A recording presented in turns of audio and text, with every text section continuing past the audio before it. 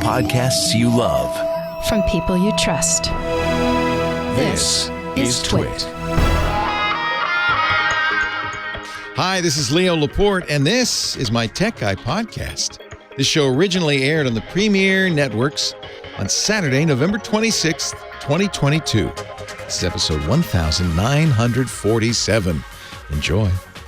The Tech Guy podcast is brought to you by 8 Sleep.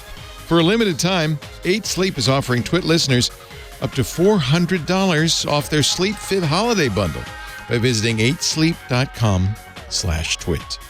After November 30th, go to 8sleep.com/twit to check out the pod and look for other exclusive holiday savings, or save $150 at checkout with our usual offer. And by Adigy, the only Apple device management platform that combines MDM with live agent capabilities to manage and secure your Apple ecosystem regardless of your Maxpertise. Visit Adigy.com/twit for a free 14-day trial to see how Adigy helps you manage your Apple devices in real time. Because IT problems can't wait. Thanks for listening to this show. As an ad-supported network, we are always looking for new partners with products and services that will benefit our qualified audience. Are you ready to grow your business? Reach out to advertise@twit.tv and launch your campaign now. Well, hey, how are you today? Leo Laporte here, the Tech Guy. Time to talk computers, the internet, home theater, digital photography, smartphones, smart watches, augmented reality, virtual reality, real reality, self-driving cars. The list gets longer every day. The demise of Twitter, and on and on and on. 8888 Ask Leo. That's my phone number if you want to talk about anything in the technology sphere. 888-827-5536. That's toll free from anywhere in the U.S. or Canada. We do get calls from all over the world, and the way you would call outside the North American region would be to just use Skype out or something that can dial a phone number from an internet thingy doodle. And then it should be free because magic. 8888 Ask Leo. iPhone production being hit this week. Foxconn, which is the big company in China that makes, I think, all the iPhones except for in India and Brazil. And Apple is trying to diversify. I think they're looking at building them in Vietnam. And Foxconn has promised to build plants in the U.S. But right now, if you have an iPhone, chances are like 99.9% is made in China at the Foxconn plant, except between the COVID shutdowns and now people quitting, there's a problem. Foxconn apparently had because they were so desperate, had a $1,400 hiring bonus, which is a lot when you're making whatever it is, $10 a day. It's a good deal. But failed to pay it. So between that and worry about COVID-19, according to the news, where did I get this story? I don't know. More than 20,000 Foxconn new hires are walked away. They said, well, you're not giving us the money. We're not giving you the work. So they've walked away. There's a plant in Zhengzhou, China. It's colloquially known as iPhone City. That's where they're made. And there was a COVID-19 outbreak there a couple of weeks ago. And pretty soon they had to lock down, employees closed the canteens. You go from your bed, because they all sleep on campus, right? They have dorms for the workers. So you go from your bed to the line and back. That's got to be awful, doesn't it? Can you imagine? Nevertheless, COVID was spreading, and then there wasn't enough food. There wasn't enough medication. Workers broke out of the plant. The fact that they had to is sad, but they broke out of the plant and went home. Anyway, it's going to be a little bit of a problem. it's going to be a little bit of a problem for, how do we care? Well, we care because about 30% of the production is going to be lost. And so Apple's going to have, isn't this sad? All these poor suffering workers, just really getting mistreated. But the real news is, well, your iPhone's going to be delayed. Oy, oy, oy. Oh, no. My iPhone's going to be delayed. Yeah. Elon Musk still in the news. He bought Twitter, $44 billion. He's got $1 billion a year interest payment alone. There's no way he can make that kind of money. No one understands what's going on, especially the banks and others who lent him billions upon billions so he could make this acquisition. I wonder, I suspect he might have to well, he's still got a lot of money. Elon has lost, he's not, is he still the richest man in the world? He was so rich he could afford to lose this year $100 billion in value and worth. He went from 192 to 92. Oh, only $92 billion. Oh my gosh, how do you live? Maybe you won't be able to launch cars into space anymore. I don't know what. It's terrible. $100 billion he lost. And I feel like the losing is just beginning. I'm not rooting for him to lose. I'm not rooting against him. But it is kind of a slow motion train wreck. Now he's announced, and this scares the heck out of me. Remember, Elon didn't want to buy Twitter because of bots. Apparently doesn't care anymore. So he had a poll. Anybody could vote, including the bots. He had a poll. Should I reinstate the previously banned Twitter accounts? Now, I got to explain. The people who were banned on Twitter were banned for all kinds of really, in many cases, horrific tweets. Awful things. Not just misinformation. I guess you could say, well, misinformation. I guess, we could, if you're getting your information from Twitter, you're getting what you deserve anyway. So maybe that, but bring them back. But some of these people are banned for good reason. Just the worst harassment. So he had a poll. He said, should Twitter offer a general amnesty to suspended accounts provided they've not broken the law or engaged in egregious spam? 72% of the respondents voted yes. How many bots? We don't know. Probably a lot. So now he's declared amnesty begins next week. So stay tuned. Should be interesting. Users were banned for violent threats, harassment, misinformation, and they're all coming back. Oh, that's good. I'm so happy. By the way, I've always had kind of misgivings about Twitter. Most of you don't use Twitter. I know it gets a lot of attention because the press uses it, right?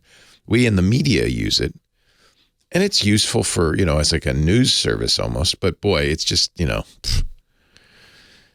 I've been talking for a long time about the FCC and banning robocalls and how they've slow walked this, and it's really been kind of disappointing that they haven't put the effort into making this work. Well, the deadline, for robocalling outside the country from companies that don't have a facility, in other words, they don't have a building, passed. And now, yes, the FCC is finally acting. They've cut off a company called Global UC. So, according to the FCC, your phone company, whether it's T-Mobile or AT&T or Verizon or any of the resellers, US Cellular, any of the MVNOs, they have to no longer allow inbound calls from Global UC. The FCC said last month it planned to cut off Global and 6 other firms that didn't share their anti-robocall strategies. What's your strategy? Despite warnings, the commission required that all U.S.-based carriers with IP-based networks use this stir and shake it, this James Bond kind of anti-spoofing measure by the end of June of last year. They told providers to start blocking companies after September 28th of last year once they were not in the robocall mitigation database. Could they make this any more confusing? Anyway, UC Global no longer in the mitigation database, which means, I hope a cut in robocalls. You tell me if the robocalls are gone or disappear. We shall see, right? Will this work? We've been talking about this a lot. I hope it does. And finally, we'll talk about this tomorrow with Rod Pyler, space guy. But you know that Artemis launched the Orion capsule, beautiful pictures of the moon. And now, if you want, because there is an Amazon Echo up there and an iPad, because those companies gave them lots of money, I can't imagine astronauts really need the Echo. But anyway, it's up there. And the company that put it up there, Lockheed Martin, is now going to give you the chance to send a message to display on the iPad. They'll take a picture of it and send it back to you. Your message in space. Callisto. The Callisto tech demo. There's nobody on this capsule. There's a Snoopy floating around. That's about it. So Lockheed Martin, along with Amazon and the Echo, and apparently Cisco WebEx, you got to think there's some money in there. Just some flowing into the NASA. That's okay. If that's what it took to pay for this trip, okay. So you can go to, I'll put the website in the show notes. They don't make it very easy to find. It's lockheedmartin.com/capabilities/space/ and I'll just put it in the show notes.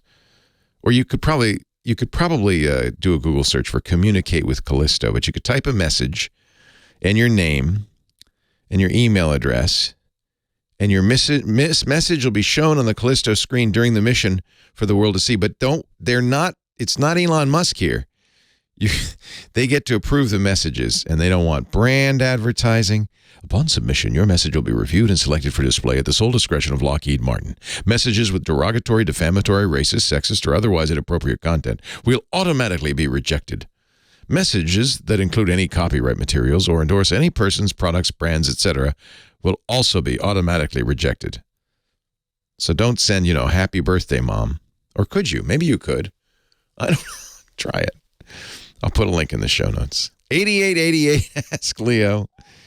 You know what? It might be easier just to call the tech guy and say happy birthday, Mom. How about that? Our phones are open. Kim's taking the calls. We'll put you on the air. Coming up next. Ads in space.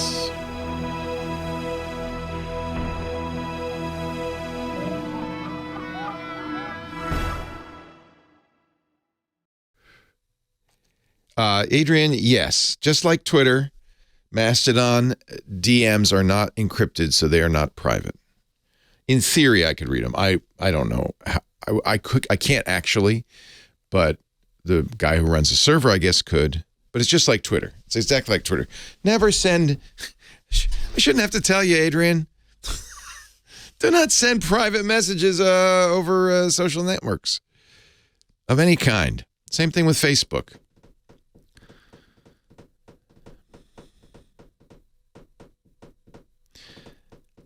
Happy Thanksgiving, Roberto. No, I haven't seen the video yet, but I'll check.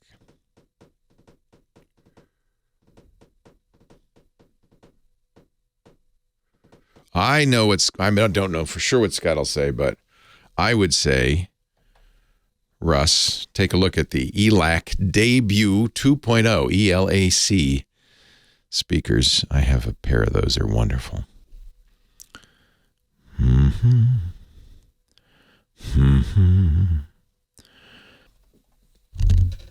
Oh, 8888, ask Leo. Who's this Leo, babe, that I'm calling? Kim Schaffer, phone angel. Hi, Kim. Hi, how you doing? I am well. Did you go out with all your millennial friends to Blackout Wednesday? I stayed my butt inside and stayed safe. Yeah. We're just talking about I never heard of that. Never fun when you see the Petaluma DUI list from Wednesday night and see somebody you know. Did you? Yeah.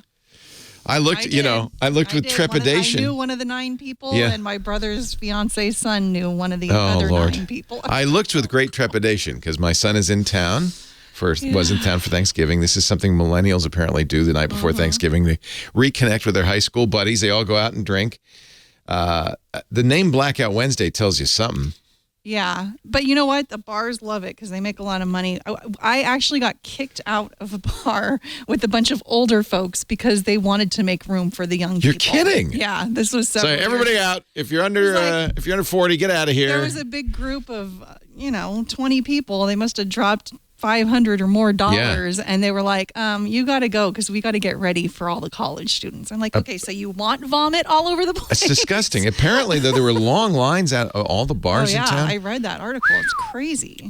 Nope, I stayed in the house. And then it was followed by Black Friday.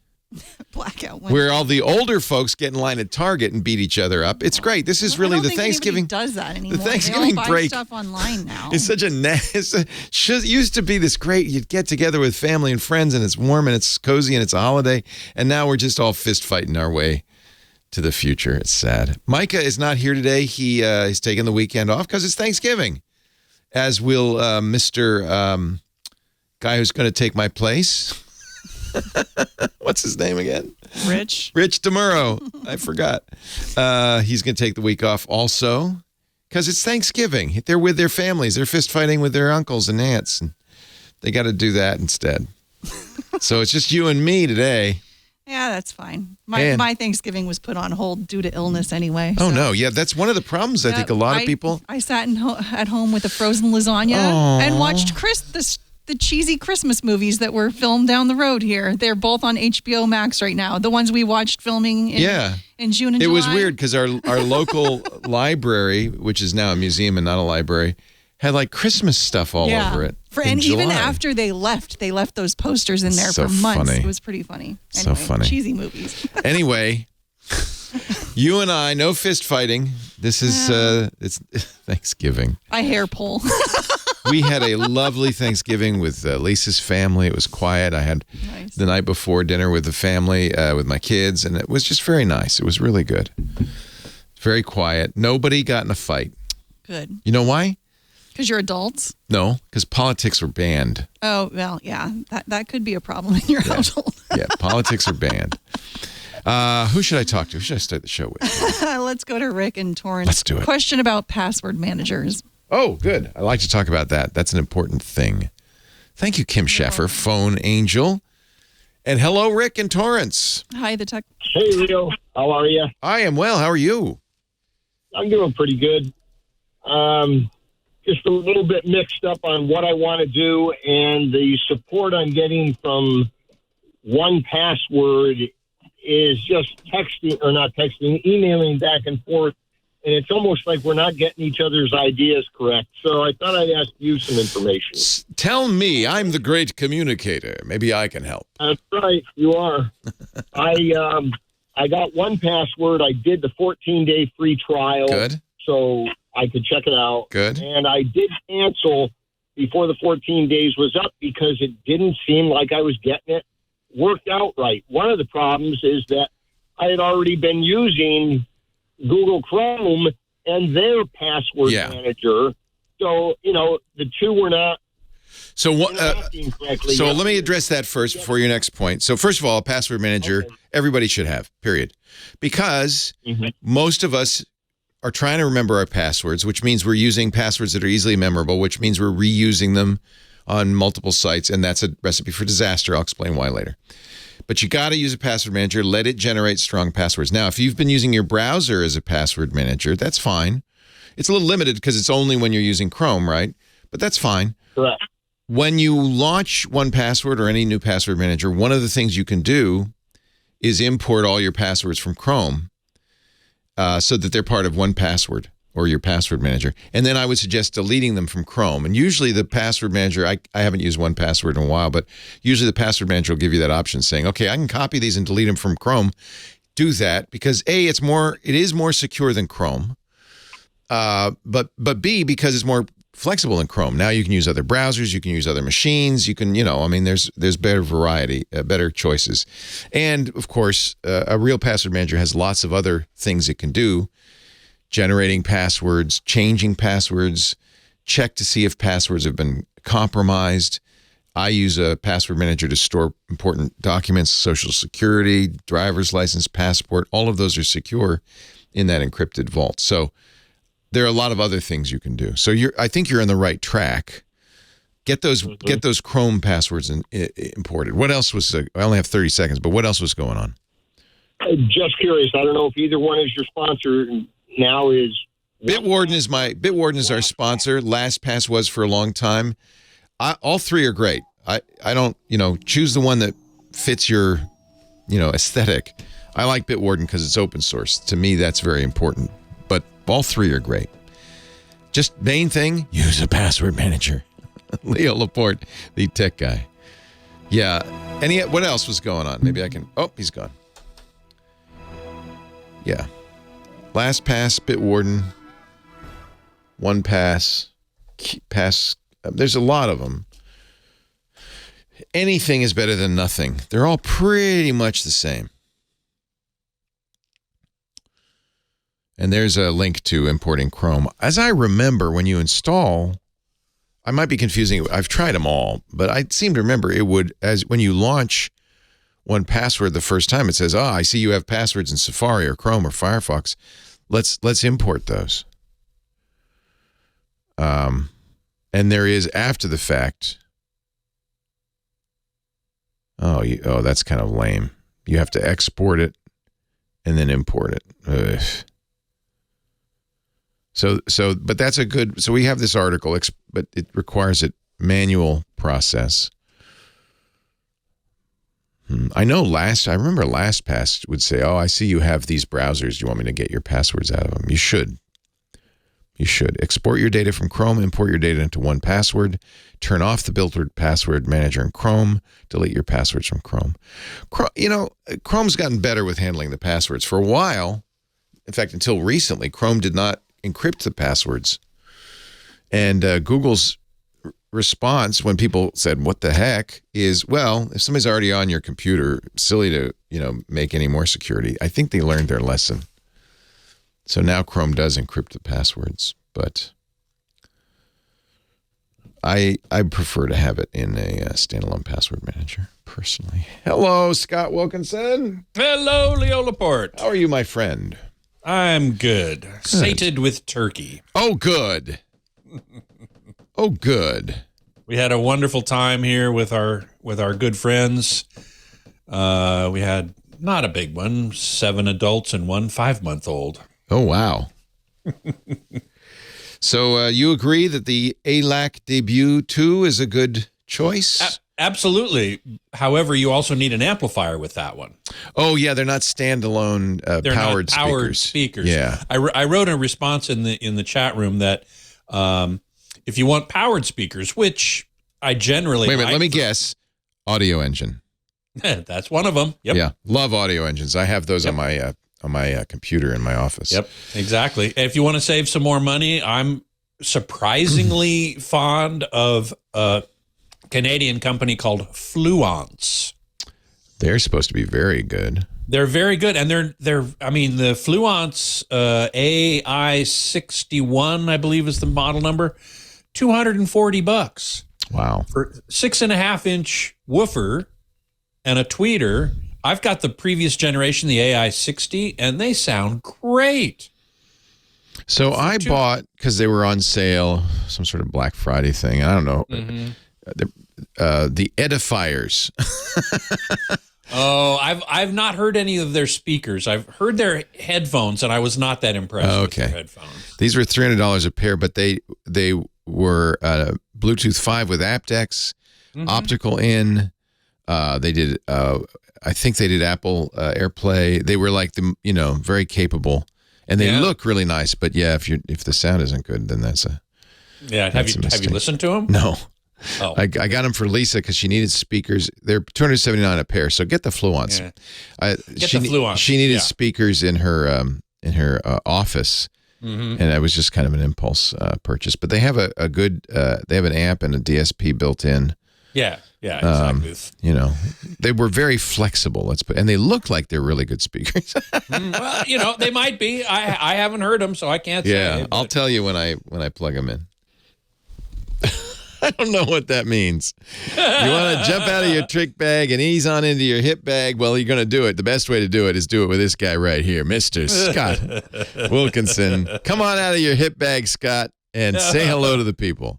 Hello, everyone. Happy Thanksgiving weekend. Scott is our home theater geek.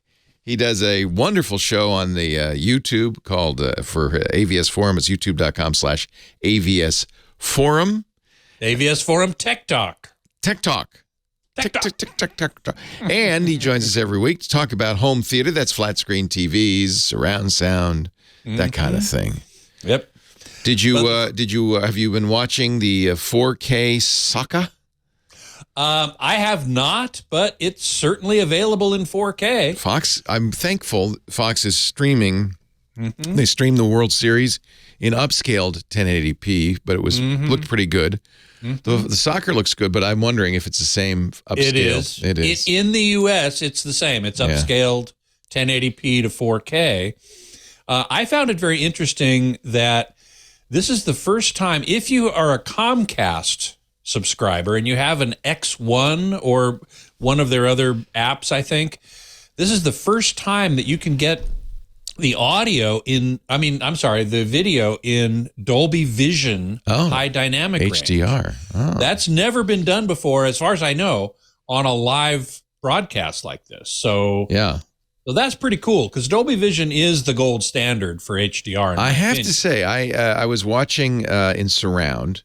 Not Dolby Vision, Atmos. but I don't know what it was. It was surround. Okay. And they mixed the crowd noise. The crowd's really loud at these football matches anyway. Yeah. They mixed the crowd noise so loud in my surrounds I could barely hear the announcers. It was exciting.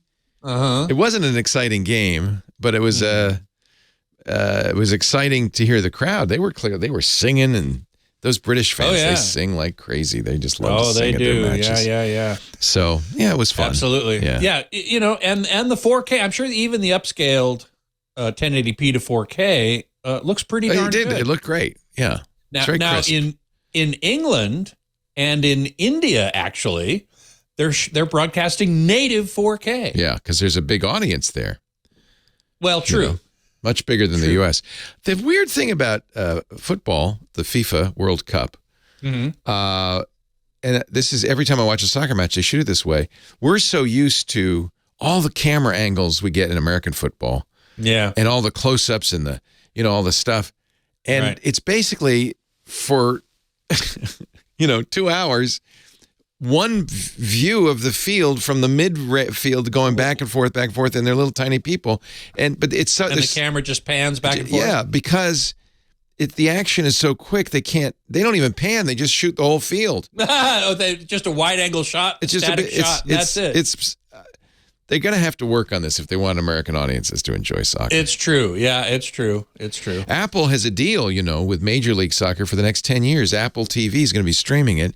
No kidding, really? Yeah, and I'll be curious to see if Apple attempts to do something.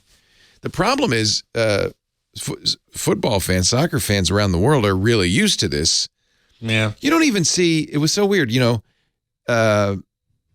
the shot is all from one side of the field. You never see the other side of the field, which is where the players are sitting. They just occasionally do a very quick cutaway because there's too much action. So we're used to watching the players on the sideline, watching the coaches. It's a very different aesthetic. Yeah, it is. Yeah. I guess, and soccer has never been that popular in the U.S., except now that we've seen Ted Lasso. Yeah. And hopefully they're hoping, right? Yeah. But, when you have a 0-0 tie. Yes. It does not inspire. And the game ends. And then the game's over. It does not inspire Americans to go, this soccer is exciting. Yeah, right. I mean, if you think a pitcher's duel is bad, this thing. Anyway, I don't want to get in trouble, so I'll just stop. I'll stop with that. Stop right there. Yes. But we're seeing more and more 4K HDR, high dynamic range. That's exciting.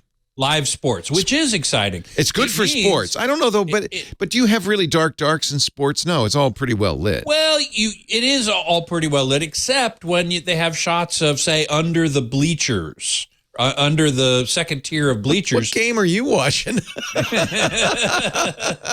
Well, you know, under the boardwalk. You can see the bright pitch, as it's called, right? Yeah. The field in soccer. Yeah. And you can also see the dark shadows. If they're in the shot, you can see them both at the same time. And that's really the value of HDR.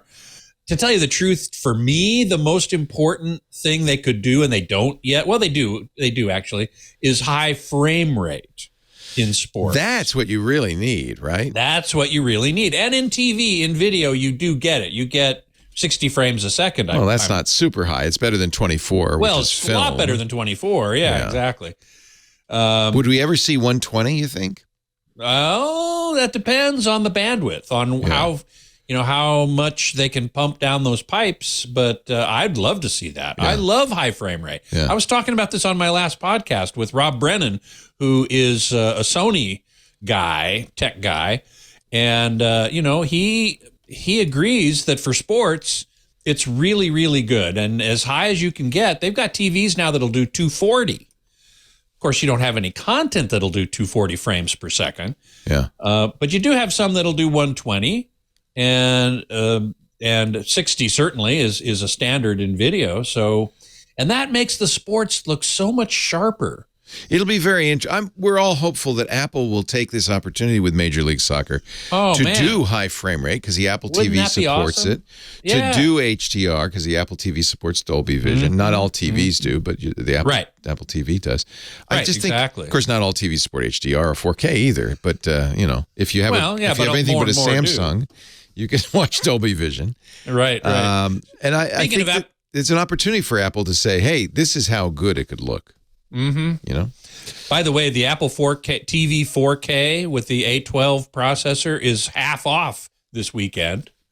Yeah, it's $100 instead of $200. Yeah. So if you're wanting to get an Apple TV 4K streaming boxes, now's a good time to do it this weekend. What other Black Friday deals did you see? I mean, Cyber Monday's Monday. I mean, most of the deals continue through then, at least, right? That's true, yeah. And there are a bunch of streaming devices on sale. Roku Streaming Stick 4K is half off, $25 instead of $50. Roku Ultra LT, which is a 4K streamer, $30 instead of $73. That's almost 60% off. Roku Stream Bar, if you want a sound bar that streams as well, 4K streamer, that's $80 instead of $130. So, and if you're still like me in the physical media space, the Sony UBP X700M UHD Blu-ray player, which also has a streamer in it, now is $158 down from $260. So that's 40% off. So, in the streaming world this weekend up to Cyber Monday, you're going to get some great deals on streaming devices, not to mention streaming services. Let's see. I found Hulu is 75% off for the first year, $1.99 a month instead of $7.99 for a year. So Disney Plus is $80 instead of $110. That's not such a great deal, but it's something, Peacock is quite a bit off. That's 99 cents a month. I saw that, 99 cents, yeah. Instead of $5. So but that's 80% off, I think they're just trying at this point to build the subscriber base, and they know that in a year you won't be paying attention, and they'll just up it to the regular price. Yeah. But they want those numbers right now. Yeah, it's true. It's true. That's absolutely true. I'm really getting close. We went over to Lisa's sister's house, and they don't have cable. They're cord cutters, but they don't have anything. I said, well, how are you going to watch the football games? They said, well, we just watch the highlights later. I said, I brought over my Google Android TV, my Chromecast. Worked perfectly, remembered all my accounts, just added it to their Wi-Fi. Yep. Watched all the games. Beautiful. Everybody was happy, except for her sister. Leo Laporte, the tech guy, Scott Wilkinson, thank you.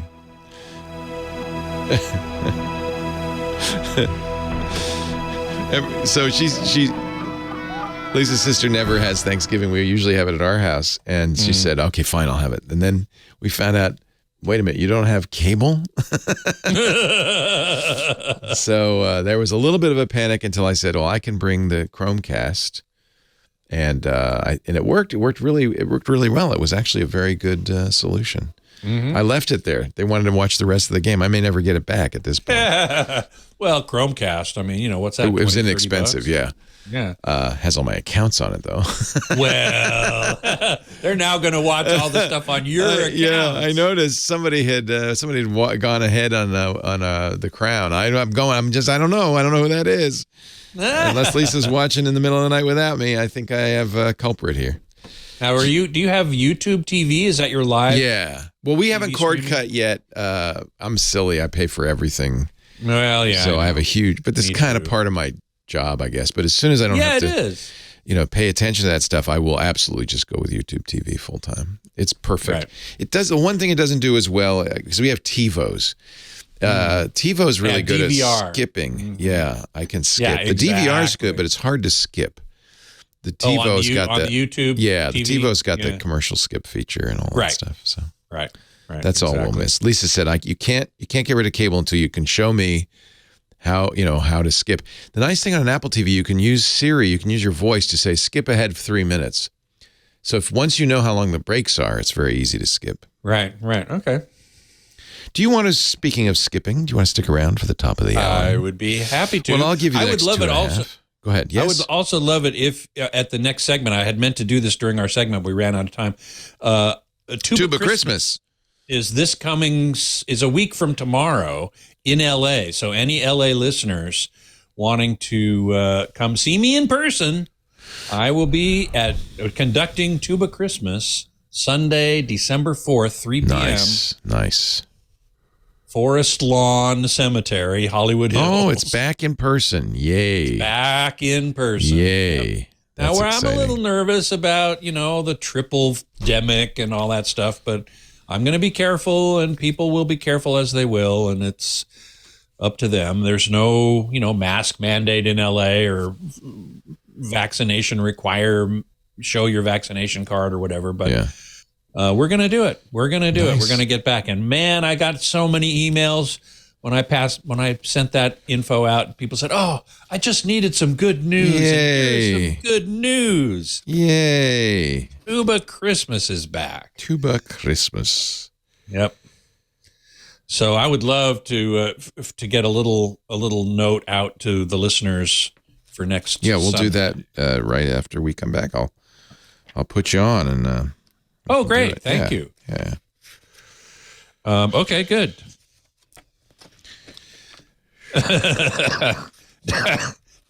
Oh, sorry. You got to cut down on that smoking habit, dude. Yeah, I know, man. Dr. Mom Grandma says somehow a super spreader event at a cemetery seems a bit apocalyptic. Oh, God. But it's always been at a cemetery. The whole time I've been doing LA.com. Yeah, well, it's a good place to do it, really.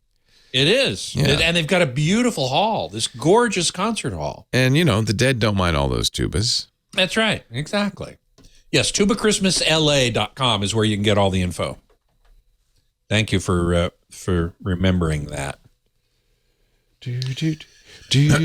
That is our station. YouTuba TV, Dwindle. Very good. That'd be funny. Very good. That'd be funny if there were a YouTuba TV. Hey, I do have something to say, though. Let me tell you about 8 Sleep. Boy, I would be more frustrated if I hadn't had a perfect night's sleep last night on my 8 Sleep Pod Pro cover. Oh, I love my pod cover. This holiday season, give yourself, or somebody you really like, the gift of never-ending gift of deeper sleep. Good sleep is so important. It reduces, so good for your health. It reduces the likelihood of serious health issues, decreases the risk of heart disease, lowers your blood pressure. It's even been shown to have a good night's sleep, especially that deep sleep, to reduce the risk of Alzheimer's. That deep sleep cleans out the garbage in your brain. And, even though it's only maybe an hour or two a night, it's absolutely critical to your well-being, your sense of aliveness, of vitality. And 8 Sleep helps you do it in a very simple way. I love my 8 Sleep. The 8 Sleep pod. Now, you can get the A-Sleep mattress. We have the pod. It's a tech layer. It fits onto your mattress. It's just like a fitted sheet. But here's what it does. It dynamically heats and cools each side of the bed to maintain optimal sleep temperature based on how you're moving around, what you want, the temperature of the room. It monitors that as well. It can go as cool as 55 degrees, which, by the way, in the summer is amazing, or as warm as 110 degrees in the winter. Oh, it's toasty. In fact, I set mine to be warm in the evening, 4 or 5 on the scale. But then what happens is you get into deeper sleep, it cools, because that's how your body gets a signal that it's time to go into deep sleep. It's almost like cryogenics or something. It cools you, and then it warms you up. For me, it warms me up again in the morning. Now, that's my side. Lisa has her own side with her own settings. Clinical data shows 8 sleep users experience up to 34% more deep sleep. That's what you want. It's not a holiday miracle. It might sound like one. If better sleep is on your wish list, the new Pod 3 cover. We just ordered ours, by the way. We have the Pod 2. I wanted to upgrade. More sensors, better sleep detection. For a limited time, 8 Sleep is offering listeners $400 on their Sleep Fit holiday bundle. $400 off, up to $400 off. That includes the pod cover, my favorite. Go to 8sleep.com/twit to get these exclusive holiday savings. 8 Sleep ships currently within the U.S., Canada, the U.K., select countries in the EU, and Australia. So it's summertime there. You're going to want this as the summer gets hotter and hotter. You're going to need this. 8sleep.com/twit. After November 30th, use the same URL, 8sleep.com/twit. Check out the pod cover. Look for other exclusive holiday savings or save $150 at checkout with our normal offer. Please use that address so they know you saw it here. 8sleep.com/twit. I love it. Oh, we love our 8 Sleep cover. Last night it was chilly. The nice thing is I don't have to heat the house as much. We turn off the heat. Saves us money because the house, I turn off all the heat. I like fresh air, so I open the windows, and I know the 8 Sleep is going to keep me toasty. The fresh air, I love it. 8sleep.com/twit. Thank you, 8 Sleep. It's the most wonderful time of the year. Where do you stand on the Christmas music thing? Do you play the old stuff? Like this morning, I turn it on because after Thanksgiving, you can play Christmas.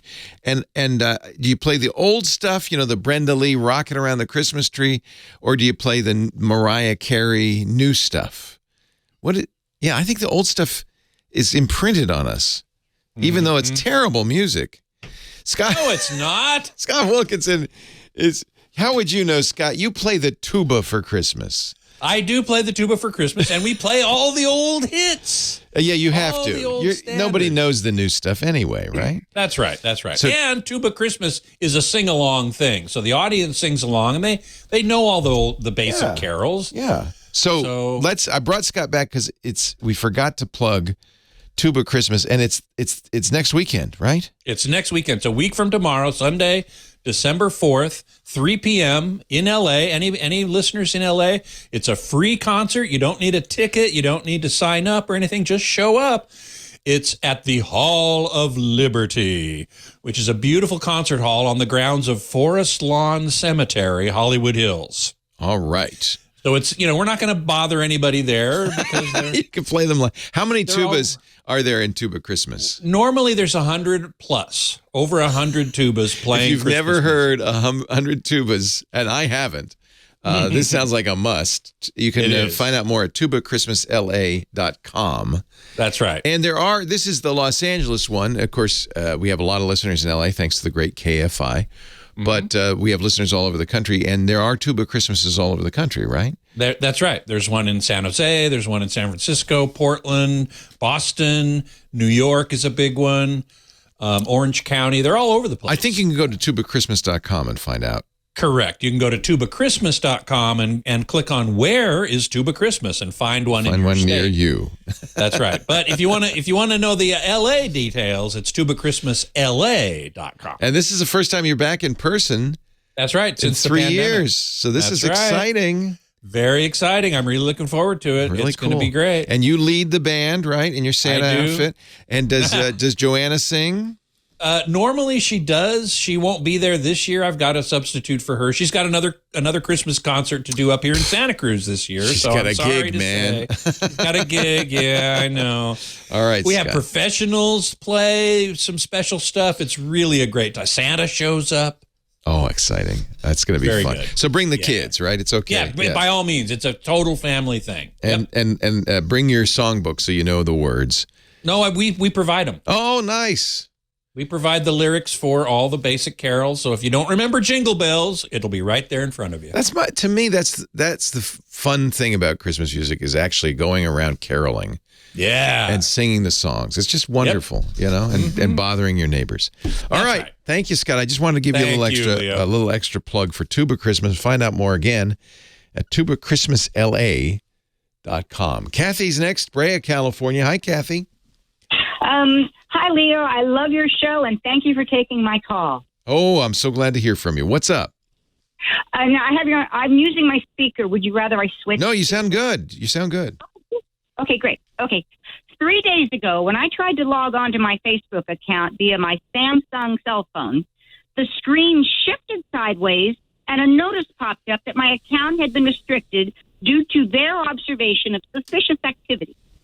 To reactivate, it said they would send me a code, but after 3 failed attempts, I was informed that was no longer an option, and I had to send a photo of my driver's license or passport or marriage certificate.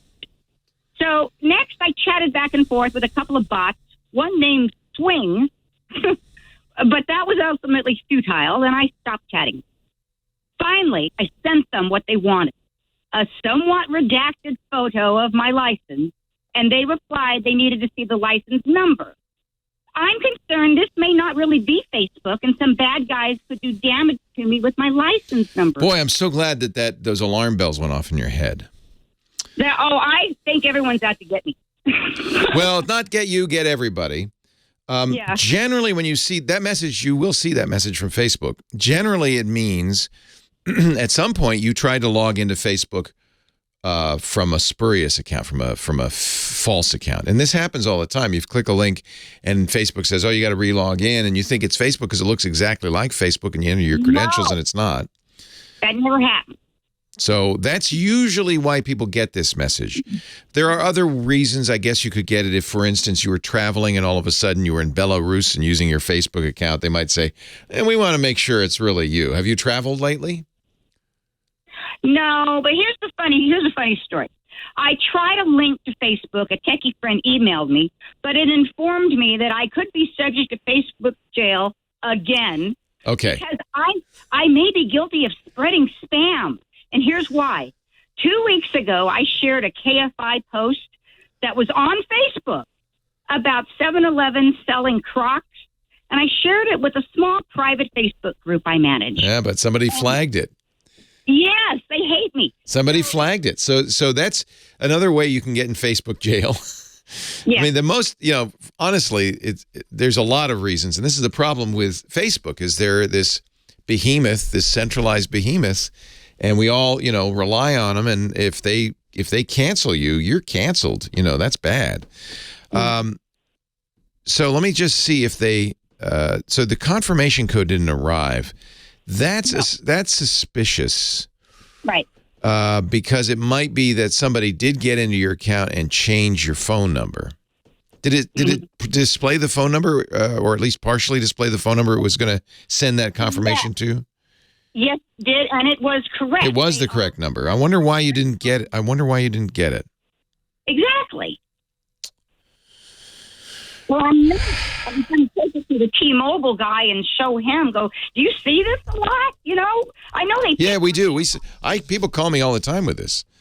I'm interested in the driver's license thing because you're right to not want to give them your full ID.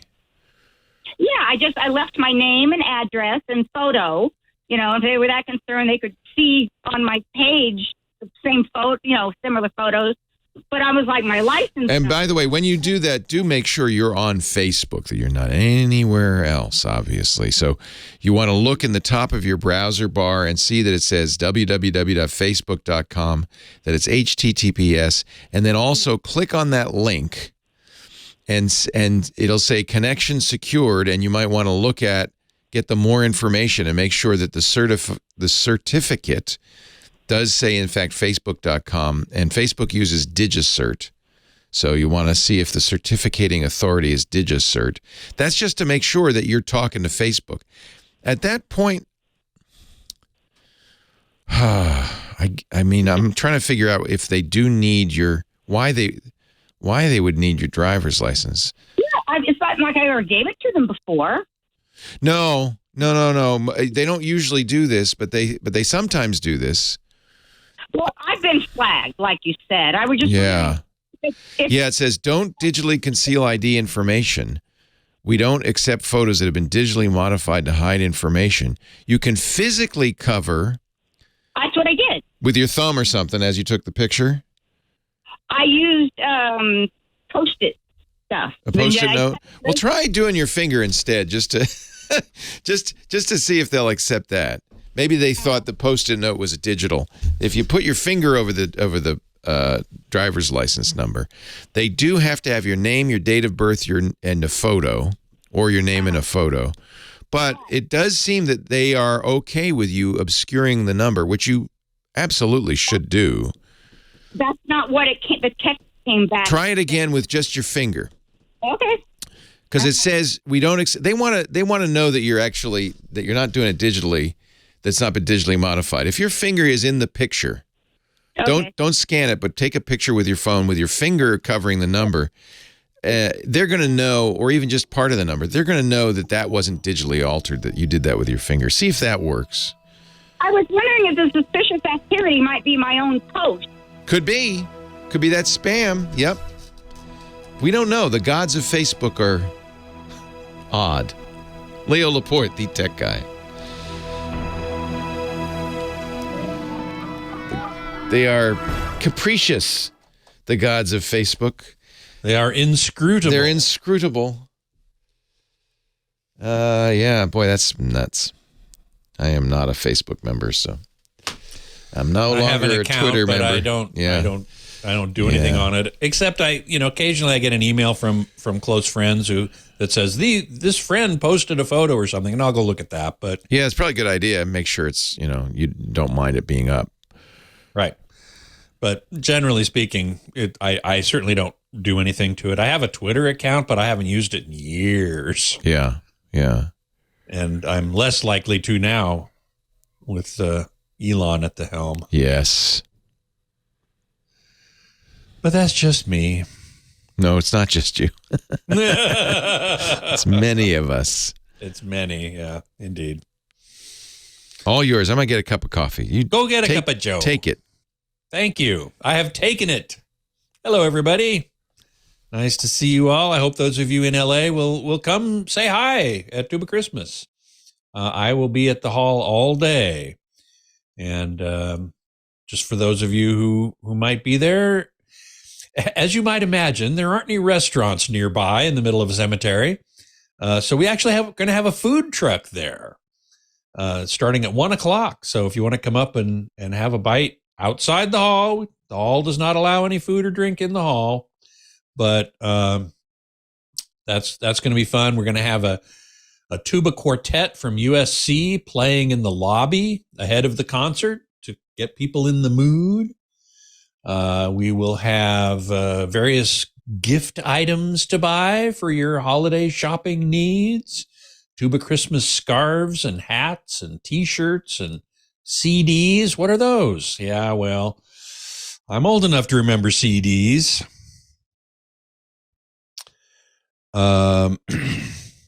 Anyway, just hope that you do that. Oh, look, Sarah Jane UK is waving across the pond. Hello to you. How you doing there, Sarah? Glad to see you here in the chat room. Joe asks, I know it costs a bit more, but I recommend Apple TV over Roku or Fire TV. The latter are full of ads all over the UI. It's gross. Well, I agree. That's pretty gross. I suppose it depends. Is that always true, no matter whether you... I guess that might be so. I have started using the Apple TV more than Roku. I have both. I don't have a Fire TV, but I have a Roku Ultra and I have a Apple TV 4K. And I have started using that more than the Roku, and I've been enjoying it quite a bit. So I don't disagree with you, Joe. Mike Heiss, how about a shofar Hanukkah? Yeah, man, that'd be awesome. The only problem there is the number of notes that a shofar can play is very limited. So don't know how you would play oh dreidel, dreidel, dreidel, oh dreidel, na na na, and when it's dry and ready, oh dreidel, I will play on a shofar. We are going to play some Hanukkah tunes at Tuba Christmas, though. We're going to play Mozur, Rock of Ages, and Ce Vivant, which is another dreidel song, and an arrangement that I made of Ocho Candelicas, which is a Hanukkah song in Ladino, which is the Spanish. It's basically a form of Old Spanish written in Hebrew letters, essentially. It comes from the Sephardic branch of the Jewish people, as opposed to Ashkenazi. And they were in Spain, and a lot of them, believe it or not, ended up in Shanghai. Anyway, here's a song that's in Ladino, which is very closely related to Spanish, about the 8 little candles on the menorah. And I arranged it for tubas in a rumba. So it's really fun. Let's see. Dr. Mom Grandma, have I ever heard the John Denver song, Lay Me Down in Forest Lawn? No, I haven't. But you provided a YouTube link, so I'm going to go check that out for sure. That sounds pretty interesting. The Michael Moore, I'm old enough to remember reel-to-reel and phonographs. Yeah, me too. And 8-track. Although I never had an 8-track for some reason. I never had one in my car. I had a cassette, of course. And my dad was big into reel-to-reel. And so I got an early education on that. Stimson's asking, what's my new role once the Tech Guy Show retires in December? I will, I'm going to continue my AVS podcast, certainly. Will I continue to be on the show? I don't know. That depends on Rich. We shall see. I'd love to. I hope I can, but and Leo has said he and Micah would like me to be on their new TWiT show once in a while, at least sometimes, and I am at their disposal whenever they would like to see me. If I'm available, I would love to be there.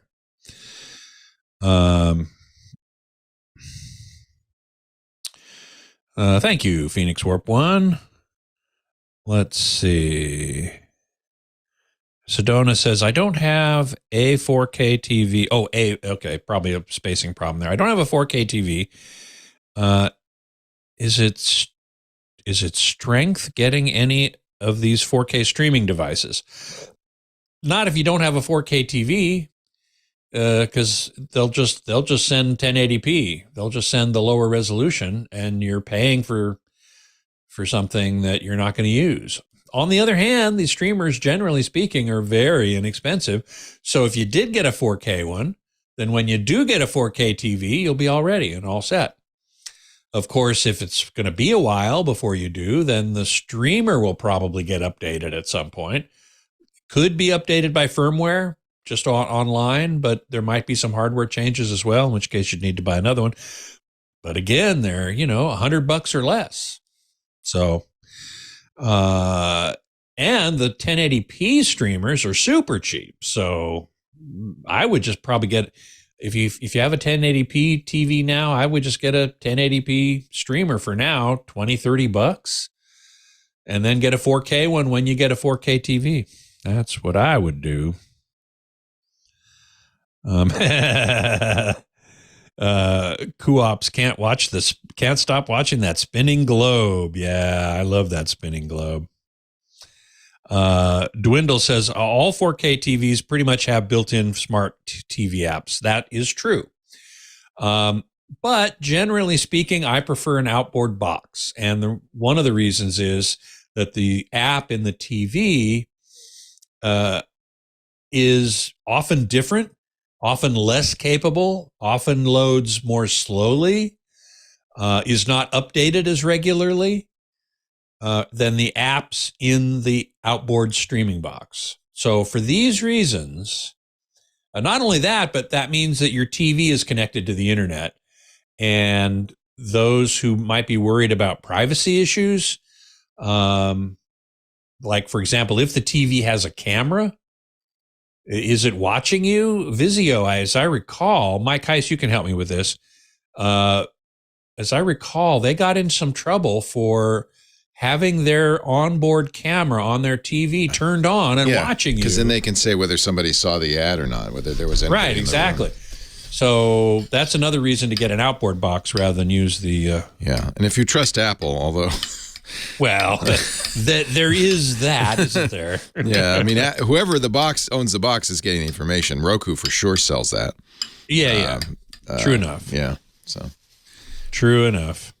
Mike B says Tizen-based TVs, that's Samsung, mostly, stay current and are updated regularly. Okay, well, that's good to know. My friend, I wish you a wonderful, wonderful week. I'll talk to you before Tuba Christmas, right? No, you won't, I'm afraid. I'm off You're off next week. Okay. I'm actually flying down to L.A. Oh, yeah, Saturday, you have to go down there. Yeah. And to be there. So I'm afraid I will not see you next week. Well, have a wonderful week. Well, hey, how are you today? Leo Laporte here. That's me, your tech guy. Micah's got the day off for Thanksgiving. I hope you had a wonderful holiday if you're in the U.S., celebrated with family and friends and shared your gratitude, our gratitude. I'm grateful for you. I always think that. I'm very grateful to get to be here, to get to talk to you, to surround myself with the people I work with. Professor Laura, grateful for you. Kim Schaffer, so grateful for you. Our studio manager, John Slanina, our board ops, Benito, and our fix-it guy, Burke McQuinn, is the guy who fixes everything or breaks it.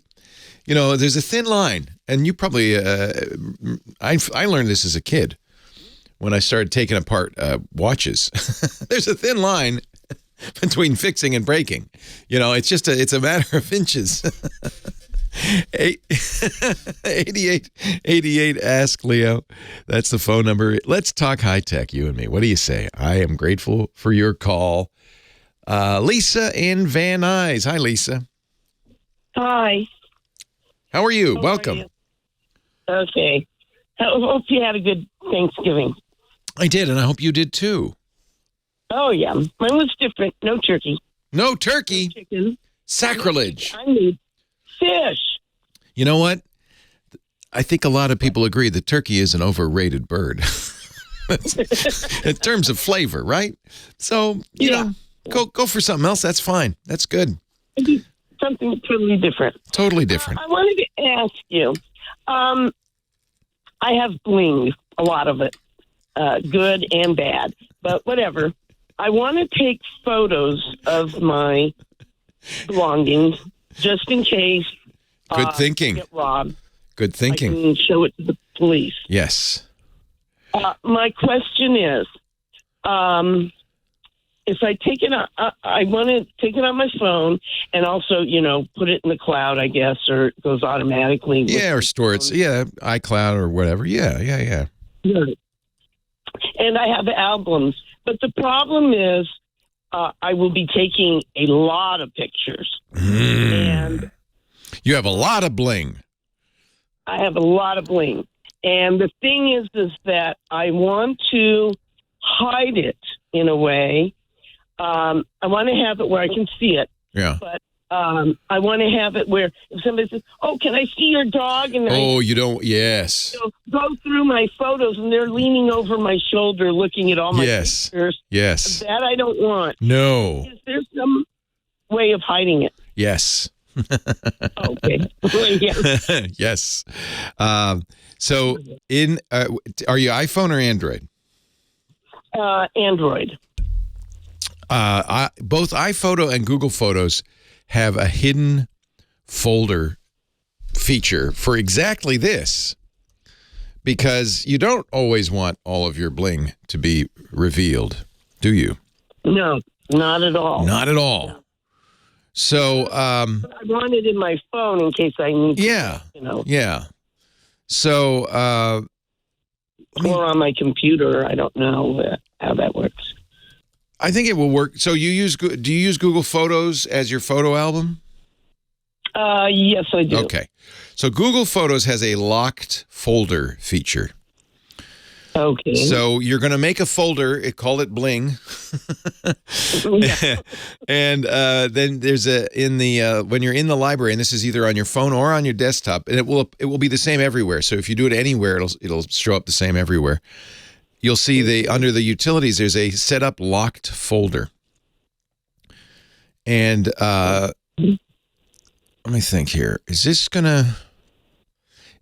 items? I'm reading now Google's note, because locked folder is not unlocked until you open your phone, so it's not visible to anybody, but it is unlocked when you open your phone. However, if it's in the locked photo, it's not going to appear in the photos grid, in memories, in search, or in albums.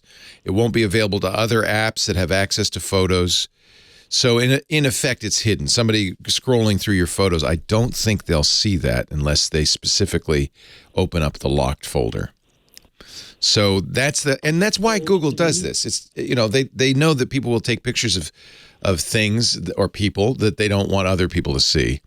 So you can move them to the locked folder, or you can create a locked folder and take the pictures into the locked folder. Now, So where do I find the locked folder? under utilities in the Photos app. So you're going to go to the Google Photos app, desktop or phone, and there should be I think it's a utilities. I have to look at it and see what they call it. But it's under the menu, the 3-dot menu. So let me go here. And you can make multiple folders in there? Yeah, you can have multiple locked folders. You could have the diamonds. My wife, also Elisa, likes to separate the gold from the silver and the platinum. So you could have the gold stuff in one folder and the silver in the other. She's, by the way, just like you. She has a lot of bling. Let me tell you, I shouldn't say this out loud. I don't want to encourage any thievery, but she has so much bling. We ended up getting her. It's like a standalone dresser for your lingerie, so it has thin drawers, and it's as tall as a small child, and it's full of jewelry. And then she got organization boxes so that they go. She knows what she can go right to an item like that. Knows exactly what she has. So it's go to library. You'll see under library there's a utilities entry. I'm looking at it on the computer. Probably easiest to do this on the computer, but it will then propagate to the phone as well. So go to photos.google.com. On the left-hand side, you've got the menu. There's a utilities entry under library, and you can then organize your library and create a locked folder as well. All right. I was very concerned about. I think you're smart. You don't want that to be public. Yeah. Right. But I didn't want to take any pictures. Now, does it go on to? Does it go into the cloud? It does, but it's not. Okay. It's not. It's hard. Not visible. It's not visible, and it's hard for me to understand from Google's language if it's locked. It doesn't unlock unless you unlock it with your Face ID or your password. But I'm guessing that Google probably a rogue employee at Google would still be able to see it. But that's pretty safe. Right. That's pretty safe. Anytime you put something in the cloud, there's always that question, well, how safe is it? And unless you are encrypting it on your end first, chances are that anybody on the other end looking at the cloud, if there were a rogue employee, could see it. But Google has lots of protections against that happening. I wouldn't worry about that too much. Apple has the same thing. They call it the hidden folder. Same idea. Same idea. The locked folder, you know what? You might have to do it in the phone because it gets locked by your Face ID or your fingerprint. So it might be that you start with this on your phone. Then you could take anything you want and move it into the locked folder. So you can, if you've already taken pictures, you can move it. I'll tell you what, I've got a good support article from Google. We'll put this at techguylabs.com in the show notes so that you can read the details of this. It describes it all for you. The locked photos, I see. Okay, so this is not a desktop feature. It is an Android feature because of the lock, right? Is your fingerprint or your face recognition. So it is only on your Android phone that they're locked. They're not visible anywhere else. Well, I don't use my fingerprint or my face. Well, you might want to turn that on. In fact, they'll make you turn that on just so that nobody can. That's how you're locking it. If that makes sense. The other thing, if you didn't want to do that, there's other ways you could encrypt it and so forth. But it's easiest if you're already using Google Photos just to use that feature in Photos. But yeah, now that I see it's Android only. You can't do it on the desktop. Okay. Well, that's you don't have to use fingerprint or face. You could do a 6-digit passcode if you want, or something like that. Yeah, I would rather do that. Yeah, fine. That's just as secure. In fact, some would argue more secure. Okay. Right. Yeah, because, that's fine. Good. Thank you so very much. Oh, you're very welcome, Lisa. I'm going to tell my Lisa she's not alone. She loves the bling. And I say, honey, it's Christmas. Put some bling in your carts and send me the link so I can order you some new bling. Really? Well, I occasionally I will take a chance and get something without asking her first, but that's almost always a mistake. Always better to find out what she wants, right? I don't know. It's romantic to have something that I picked. Her favorite piece is something I picked. So there you go. There you go. Hey, a pleasure talking to you. Happy holidays, Lisa. Thank you. From my Lisa to yours. 8888. Ask Leo the phone number, 888-827-5536. Johnny Jet, travel guru, coming up at the bottom of the hour. Meanwhile, more of your calls. Stay here. You have a Harry Winston personal shopper, Dr. Mom? You might have won the Bling Wars. Lisa's good, though. She can look at any piece of jewelry, any gem, and say, no, that's overpriced. Oh, that's a good price. She knows immediately what it should cost. Our show today brought to you by Adigy. If you've got a Mac business, using Macs, we do, you got to know about Adigy. Adigy helps you do more than just manage your Apple devices. Adigy is the only fully cloud-based, multi-tenant Apple MDM platform designed for scalability. Adigy actually helps you with live agent capabilities. So you can onboard people. They can help you onboard people with live agents. Adigy gives you the features, the functionality, the flexibility you need to customize and manage your Apple devices how you want. If you've got Apples in your estate, and by the way, nowadays, because of BYOD, lots of iPhones out there, tablets, Macintoshes.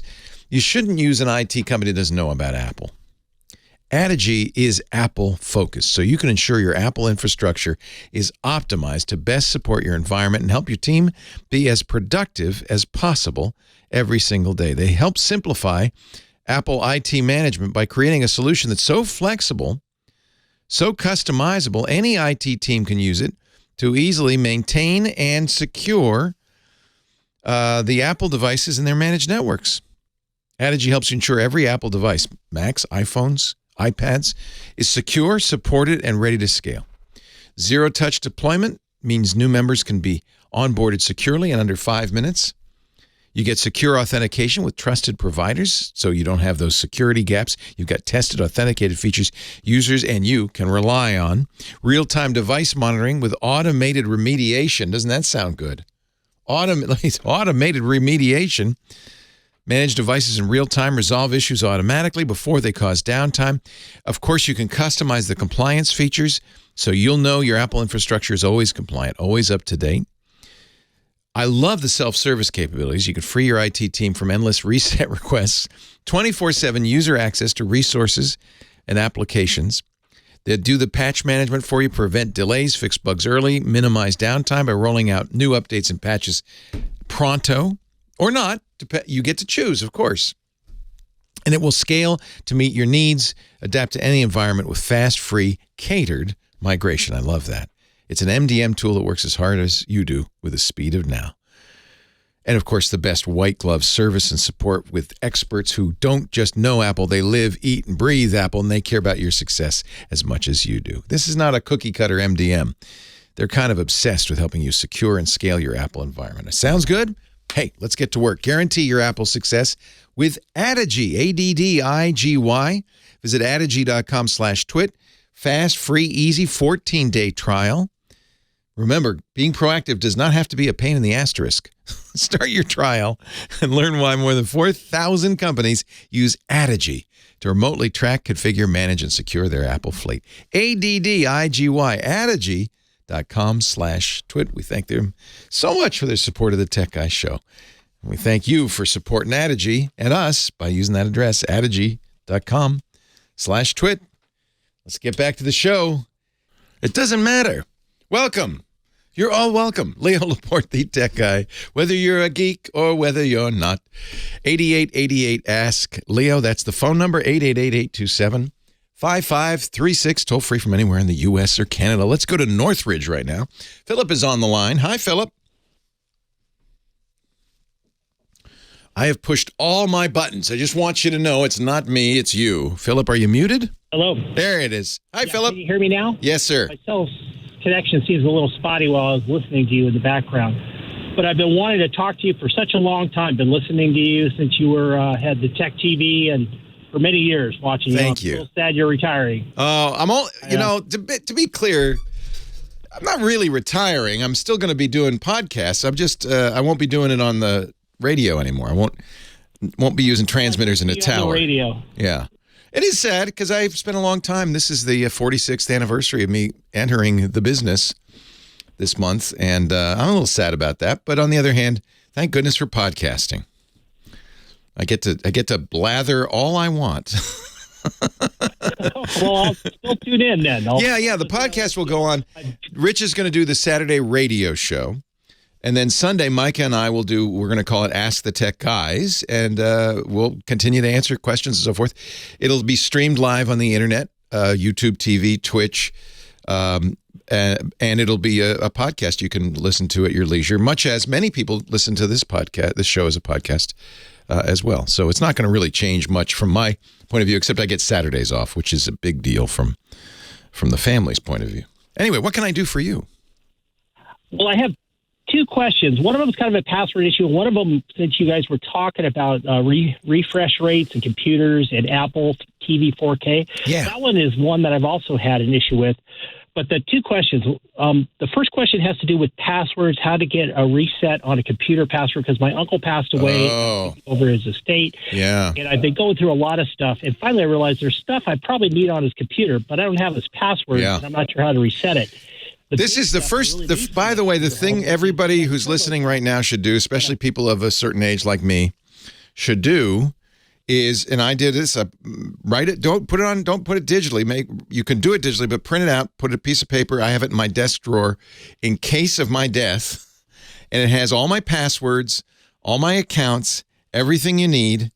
It's actually made simple because I use a password manager, so the main thing is the password to the password manager. But also the logins to all the computers, and next of kin can go there. You know, I've told everybody, my executor and everybody, it's on a piece of paper in my desk drawer. So everybody listening now, just do that real quickly this weekend, because you don't want your next of kin to have to go through this. Was it a Windows machine? Yeah, I think it was Windows XP. The last version, and I'm also needing to get his TurboTax password because there's something, and the way I can reset it needs his email. he was very proud of himself because he still used dial-up email that he got for free. Oh. And, what was the name of the company? What was the name of the company? Do you know? Yeah, Net Zero. Oh, yeah, good old Net Zero. Yeah, they're still around. The good news is they account, and he got a free email and free internet dial-up. Yeah, then they show you ads. And maintained. Yeah, I'm amazed that they're still doing that. That's pretty cool. Like a few years ago, and I'm still trying to close out his estate. Yeah. So I'm just figuring out how to get his passwords reset, given that. So XP is easy. XP is pretty easy to get into if you forget your password. Later versions of Windows are more secure. Later versions of Windows, the best way to do it would be to get his Microsoft account. And almost always when you set up Windows, unless you really try hard, your Microsoft account will have the ability to unlock your computer even if you've forgotten your password. With XP, a little more tricky, but if you just if you look around, XP wasn't all that secure. So if you look around for XP password forgotten, that's pretty easy. There's a program most people use called LoftCrack. I think it's L0PHTCrack. Or just, I think if you spelled it LOPHTCrack, you could find it. It's a little program you run. Easy to get into Windows XP. That's not very well secured. Net Zero has an online component, so you don't have to use dial-up. I think you can log in once you get his credentials. Do you have his Net Zero account name and password? Oh, I've lost him again. Oh, I'm here. You're coming in and out. Yeah, I think yeah, it's a cell phone probably. Follow up on that. I'll take what you said. Yeah, we'll put it in the show notes, techguylabs.com. Follow up down that. Good. And then if you have his Net Zero password, you can log in on the internet to Net Zero. You don't need to have a modem. This is why, okay, again, a password manager, it's good for you when you're alive because it keeps you secure. You don't reuse passwords. You store them all in a password manager. That's protected with a single password and usually a second factor. One point somebody made in the chat room is a good point. If somebody passes, it's probably too late for your uncle since it was a couple of years ago, but when somebody passes, keep their cell phone account active for a little while in case they're using two-factor on a cell phone. But this is a good reason you shouldn't do that. You should use an authenticator program on your cell phone or do what I do. This is maybe more geeky, but it sure is. It made it easy for me. I taped to that piece of paper, in case of my death, a hardware unlocking key. That's my two-factor. It's called a YubiKey, YubiKey.com. When you get one, you should always get 2 or 3. And set up all 3 of them with any account that you use as password manager, for instance. In fact, that's really all you need is do it on the password manager because that's the thing you want to keep most secure. And then somebody will need this physical hardware key, right? But don't hide it. or get an extra one and tape it to that piece of paper that says, in case of my death, so that your loved ones can get into your accounts. This is the kind of thing I know nobody wants to do it. I put it off for a long time, finally got around to doing it, and then you tell, your loved ones, I told my wife, it's in the drawer. And now I've told the whole world. So if you break into my house, that's where you'll find it. Johnny Jet coming up, 8880. I have to move it to the other drawer, I guess, now. 8888, Ask Leo. More calls coming up, too.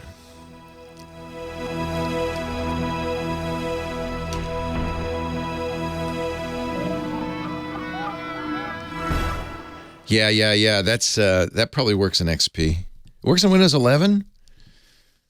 Rename utilman to command.exe. Then when you click the accessibility icon, wow, does that really work on Windows 11? Because that's not a good thing. Thank you, Dr. Mama. You're smart. I know you're smart. You do that. Johnny Jet. Hey, Leo, how you doing? Good. How's Natalie feeling? You know what? She's sick again. She was fine for Thanksgiving. We went to my cousin's house, and the next day she woke up. Oh, man. A lot of people got sick cough. after Thanksgiving, I think. No, but it wasn't from that. I don't know. I don't know. She must have had like a little relapse, but she's got a nasty cough. Oh, man. Not COVID, though. No, she tested negative. Listen, our kids are always sick. Yeah. And our daughter's sick. No, too. that's what happens when you have small children. I always felt like, well, it's just strengthening me for later in life, because now I never get sick because I got it all when they were little. Right. Yeah, they're coming in the room and they're like coughing on me. They drool on you. eyes. Yeah. I'm like, oh boy. But knock on wood, and fortunately I've been boosted and flu shot, everything. Yeah, me I'm too. like, I got so many. I have had 5 COVID shots now. Jeez Louise. well, I've had 4. Hey, I well, just got you're the a last laggard. You're a slacker. Get on out there. Get your 5th one. Like a pro. But it's funny. I was just talking to Natalie about, like a few weeks ago. I said, listen, this is my password to my computer if anything ever happens. Good. And now I got to put it on a piece of paper in my drawer, so in case someone breaks. I would do that, or a safe. If you're worried about somebody breaking in, maybe a safe deposit box, or somewhere they're going to look, right? Right. Yeah. Yeah. It's tough to think about that stuff, but unfortunately, my dad's on his last lap, and I know. So we got to. I know. I got to make sure I know his password. Yeah, get all that stuff. Yeah. This is a big deal. Facebook allows you to memorialize an account if somebody passes away. I saw that and I did that already. Yeah. For you? Yeah, in case I go. I gave it, Are people saying, I miss Johnny? He was a great guy when he was alive. Yeah. I mean, I hope I'm missed, especially by my family. But yeah. Mastodon has that that feature as well, which is I just cool. joined your TWiT social. Oh, I better approve you then. Let me get I got approved right away. Oh. Last night. Yeah, that was me. I go through them twice a day now. I got 55 people knocking it. Only I can approve you. So if it was twit.social, I don't look at the names. I just look and see if they say your name or my name or twit or something like that. But see, like here's a guy who says, I want to try Mastodon. Nope. Gotta be somebody, gotta be a listener. There's plenty of servers, and I'm trying to keep ours from getting overwhelmed. Gotcha. I haven't used it yet. Well, put a post in there. I'll say hi to you, and everybody will follow you. Yeah. So it's the problem with Mastodon is I think it's just too complicated to set up for people. It's not. It just takes. It's just a couple more steps. I just think it's just. Well, I don't know. If for instance, the only tricky thing is there's different places you can sign up. So you just find a server you like, and you can go to. I think it's. I put a link in the when you go to twit.social. If you're not a member, you'll see the rules, but you also see. And if you're not a member of our community, go to. I think it's instances fediverse.com/instances or something, and it has a search thing to find where you want to be. That's the only thing. And after that, it's just like sign up for Twitter. So can anyone else have Johnny Jet name on? Not Johnny Jet at twit.social. No. Right. And you can verify that by putting a link to your Mastodon on your Johnny Jet website. Only you have control of that, right? No one else can post to that, right? So that proves that you're the Johnny Jet. Somebody else could be Johnny Jet at mastodon.social, but they won't have that verification. I see. And I think self-verification is a good system. You don't have to wait for Twitter to do it. Here we go. Right. He's been everywhere, man. He's our traveling guru who's getting back on the road. The TSA sees him coming. They say, take off your shoes, kid. And no, they don't. They say, oh, global entry, come on in. You're TSA pre, my friend. I just this morning, I reactivated my Clear account. It's so funny because I deactivated it too. Clear said, well, since nobody's traveling, if you want, we'll put you on hold for a year. And Lisa and I, when we flew the other day, I can't remember where we went to Vegas. We both said, oh, shoot, we should have reactivated our Clear accounts. It just takes a couple minutes. It's and quick. I think you can even do it at the airport as as Yeah, probably. Yeah. But because they already have my iris and my fingerprints, and they know who I am. Right. And I have the Amex Green Card, which now covers up to $189. So does it pay for Clear? Yeah, for annually. And the fee is $189, but the tip is just sign up to either United or Delta because they're partners with them. Even if you're not an elite frequent flyer, as long as you have an account, which takes 2 minutes to sign up, you'll get that fee down to $119 a year, which is incredible savings for basically doing nothing. So don't pay the full price. Nice. And then make sure your credit card, a lot of these premium credit cards that charge a fee do cover Clear. Oh, I have to. I have one of them fancy cards. I got to check on that. They pay for global. My American Express pays for global entry. Is that independent? Like, could do both, or you pick one? Yeah. No, they should do both. Oh, but nice. you got to see which one's which. Yeah. Nice. So I used to have the American Express Platinum card, but I stopped traveling like a madman. So I was like, why am I paying $650 a year? That's an expensive card, but you get a lot of travel. I downgraded. Benefits. Yeah. You do, but I downgraded to the green card, which is only, I think, $150 a year. Nice. And if you get this one benefit, it pays for it. Just to clear. Yeah, right there. You're $39 in the green. Yeah, and then once I start traveling like a madman again, I'll go back up to the platinum card. Nice. Listen, I was paying so much money in credit cards because I got into every single lounge, and that's just one way to travel well. Because if there's ever a problem, you want to get on the phone right away. You want to get on Twitter right away, and you also want to go to the lounge because the agents in there can really work wonders. See, this is why we listen to Johnny. Yeah, if there's a really long delay, you can go to a lounge, even if you're not a member, and say, "Hey, will you sell a day pass?" Most of them will. Those now are sell though expensive, right? Like $40 or something. $59 per person. But if you're one person and you need to get an agent right away, it could save you a lot of time. Yeah. So consider that. Yeah. Plus, they have food. Not always the best food, but there's food. But, yeah, some of them are really good. The Centurion lounges are good food. That's the fancy Amex. The problem is they're too crowded. Yeah. Yeah, we got to the airport a little too early, and they said you can't come in until like 2 hours before your flight. You 3 hours. 3 hours. Usually 3. Yeah, because it's they're so getting crowded. So Yeah. Because everyone knows this hack, have a credit card. And they're giving them away. It's so much cheaper to get the credit card than to buy a membership, or it's just the same price. So do it. Yeah. Also, what was I saying? We've been lucky this week because there hasn't been any storms. I mean, the airlines are doing a great job. I love to rag on them, but they're actually doing a great job this week. Again, they might have been lucky because of the weather so good, but there hasn't been a lot of delays. I think 30-something cancellations today. And on Tuesday, which was supposed to be the busiest day of the week, according to the FAA, which I kind of disagree, but I wouldn't, I take their word over mine. There was only 4 cancellations between United, Delta, and American combined. How did that? What? That's unheard of. Everybody's worried that going home from Thanksgiving was going to be tough because of storms. Well, there are some storms coming, so tomorrow could be a little rougher, especially in the south. They said, and maybe even the northeast. Oh. But so far, so good. Fingers crossed, and I think the airlines would take it because so far it's been great. Yeah. Knock on wood. That's great. And what can I think everyone's been asking me about, Black Friday deals, Cyber Monday deals. There's a lot out there. Really? The airlines do that too, huh? There's some airlines. They're not great.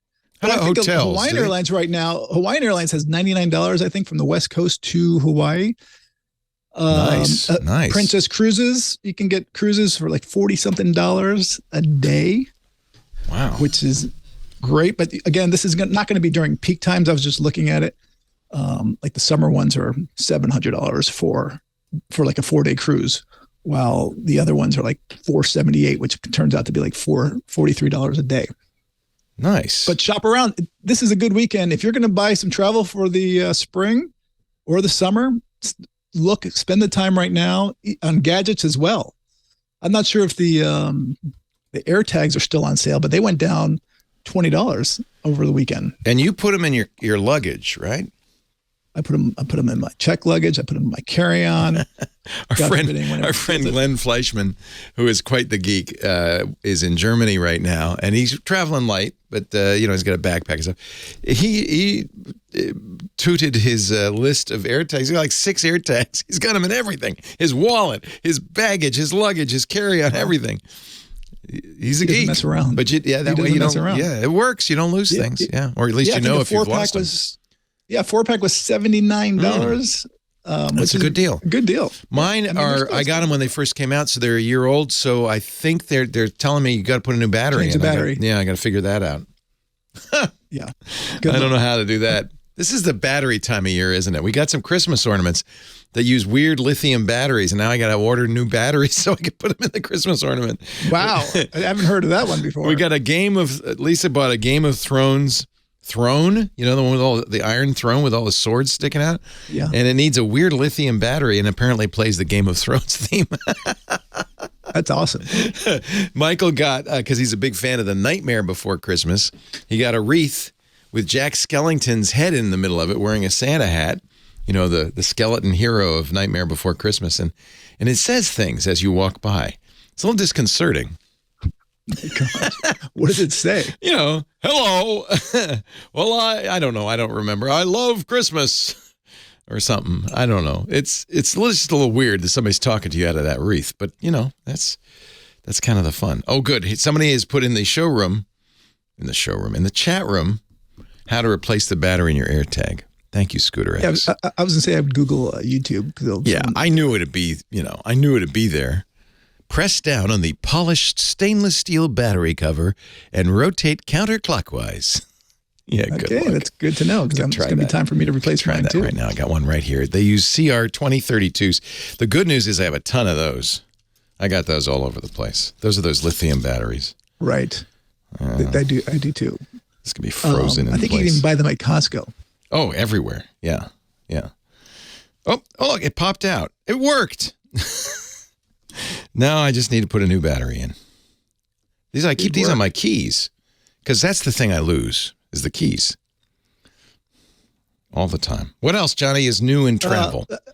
How much time we got? You got 1 minute and 4 seconds. Well, I don't know. It's not new in travel, but one of my popular posts this week was instead of giving flight attendants a hard time this holiday, give them this. And that's always bring either a bag of chocolates or bring them the $5 Starbucks cards. Oh, I bet they love the Starbucks. Totally. Most importantly is just bring your smiles. Oh. And because most flight attendants, they get a lot of heat from people. They just take their problems out on them. Not just flight attendants. Anybody in retail, anybody Definitely. who works at a restaurant, a gate agent, anybody who deals with the public. Most of us in the public are nice people. Some of us are not. So be the nice one. Bring them a gift. Thank them. I always tip well. You can't tip a flight attendant though, right? You actually can. Can you? Yeah, you can. Slip them a $5. Yep. Say keep them coming, honey. I've never done it. I always give them either gifts or something. I think that's better. Yeah. It's not so I know weird. people do. It's a little weird to give them cash. Johnny Jet, JohnnyJet.com for his newsletter. He's on Instagram, Twitter, and now Mastodon. Johnny Jet at twit.social. Thank you, Johnny. Thank you. In the Fediverse. It makes a funny sound when I put this in. I have a bunch of 2032s at home. It was so easy. This whole time I thought it was going to be too hard to take this out. Now I can't get back together. That's usual. How was my connection, by the way? It was awesome. Why? Okay, good. Are you on Wi-Fi? I was on Wi-Fi because my my Belkin USB hub, I think is out because I hooked up my hardwire and it was not working. I was like, oh boy, unless my wire is twisted. Could that be it too? I don't think twisted should make a difference. Look, check this out. Oh. Do you run that all the way upstairs? Yes. My wife's like, what are you doing? Because I had the I had someone come over to drill a hole, and the guy's like, oh, we can't do that. No, like, what are you talking about? No. We can't do that, man. You got to drill? So anyway. Yeah. See that? Yeah. Drill it. So just put it right through the ceiling. You probably can't through the ceiling, but you could drop it down in the crawl. So and that's why I run it through the house, and my wife's like, the kids are going to trip. You know what? Don't worry about it. The Wi-Fi's been great. You only have 3 more shows, dude. That's what I figured. It's fine. It's fine. So. Yeah. All right, good. Yeah. Thank you, my friend. Hey, have a great week. You too. Say hi to Lisa. I will. Say hi to Natalie. I'm sorry she's feeling poorly. That sucks. Yeah. Oh, man. All right. Take care, my friend. Man. Oh, man.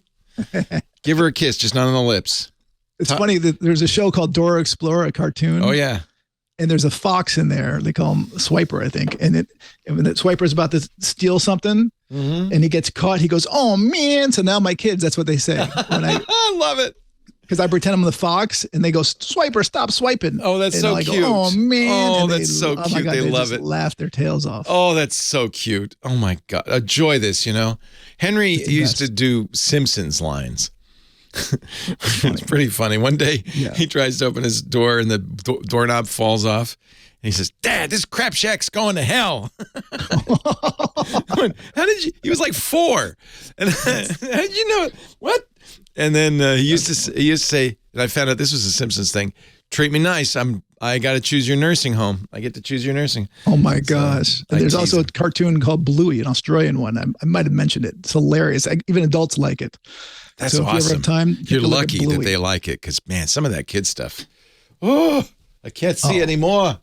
No, there's some good stuff on there. Curious George, I love it. Yeah, Barney and Teletubbies. I had enough of that. No, sorry. Oh, that doesn't go. Oh, and they don't like it. Go toot something. I'm looking. I'll watch. I watch for you on the Mastodon.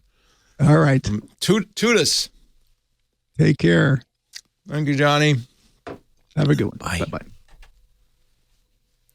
Is he tooting?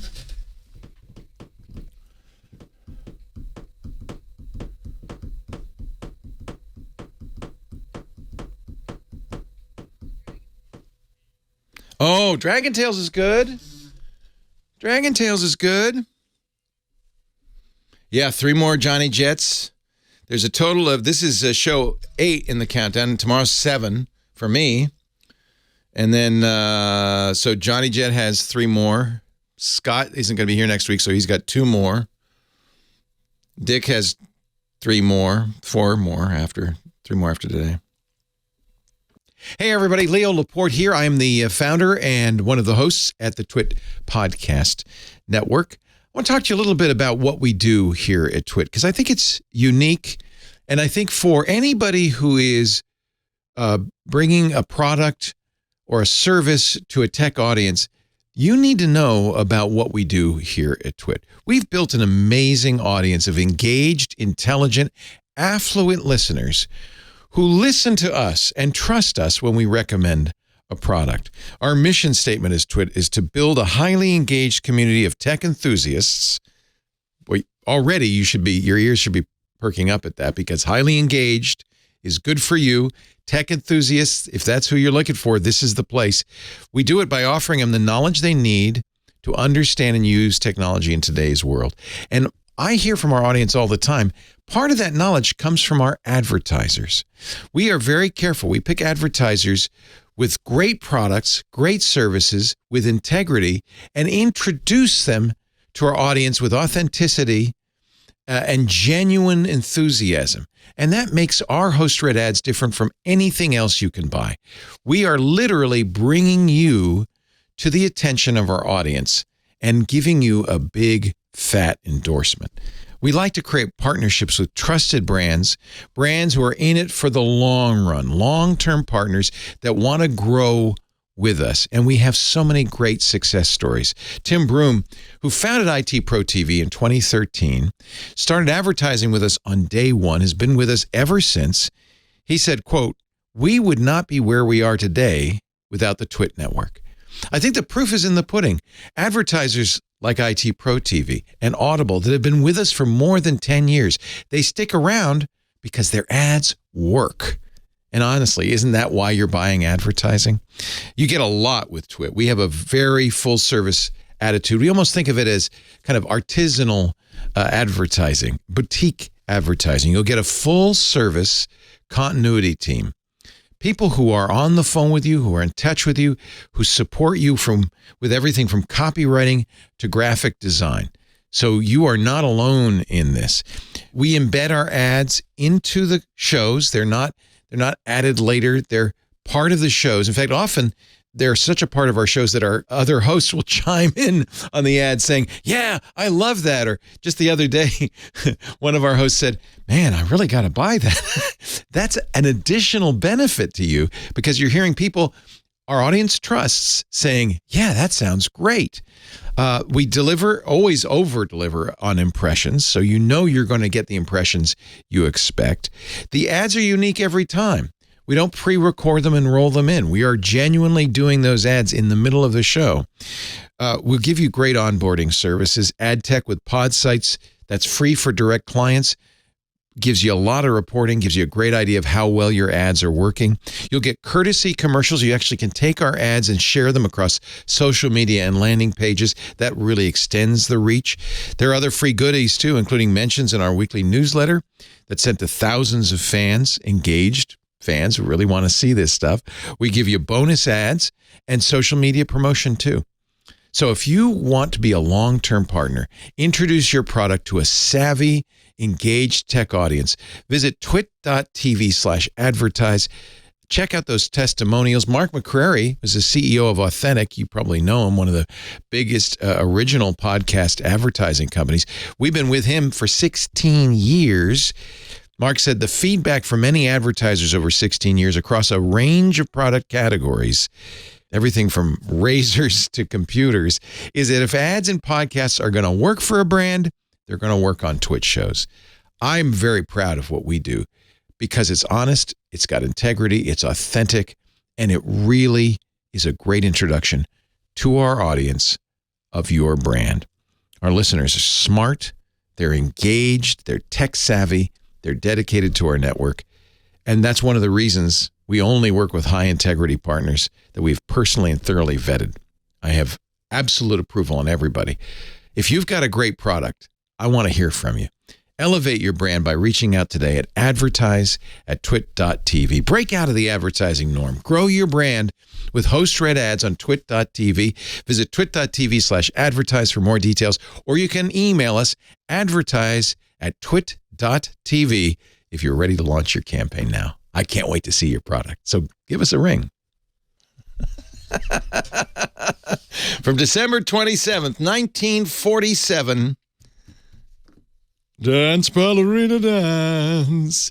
Leo Laporte, the tech guy. This is episode 1947, and once we got into the recorded music era, about, earlier this year, Professor Laura has started playing a song from the year of the episode number, if that makes any sense. This is episode 1947.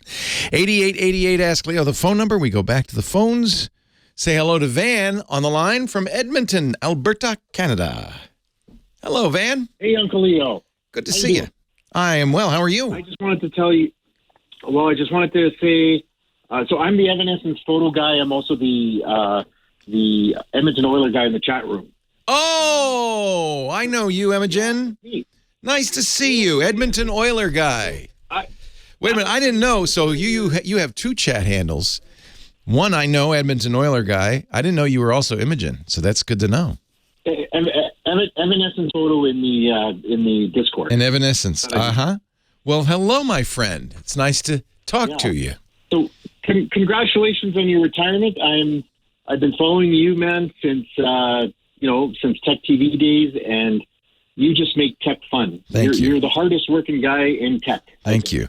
Well, and I hope you'll keep listening to the podcast. I will. Good. Absolutely. I'm also a club Twit. Yeah, you're in the clubs. You're in the club, so you have to. Gotcha. You have to. That's an obligation. I do.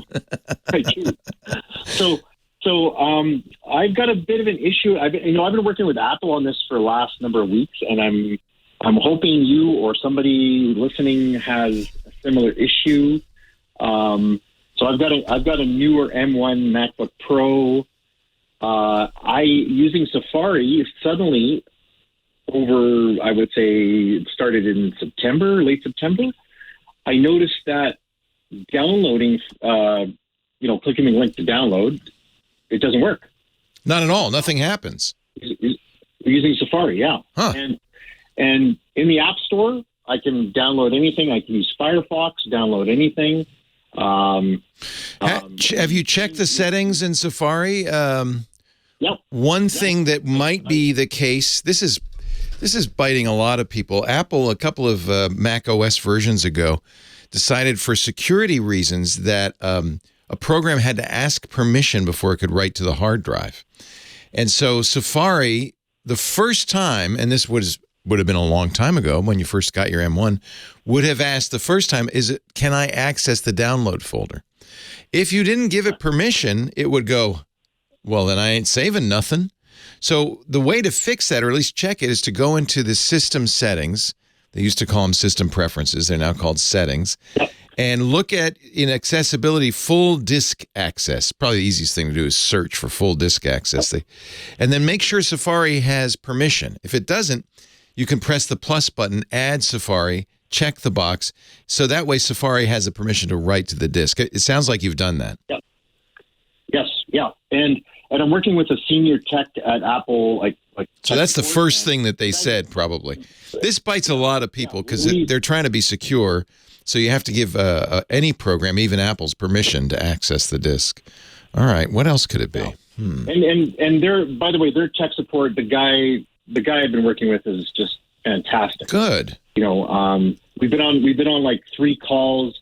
Wow. We've done the console, like we've opened the console to see what happens. Did they have you change the downloads folder to a different location? Yeah, we did that. I'll tell you what the weird part about it is.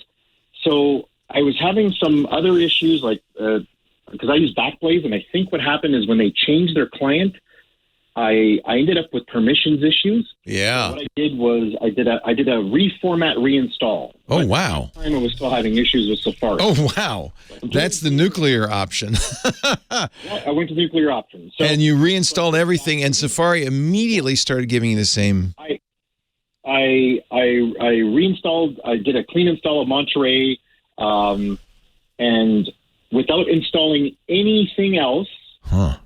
Just the apps on like what Apple gives you by default, like Safari, nothing else. It works. It starts. It's downloading, so I can go download ChronoSync, and then it will, after like a couple of hours, it stops working.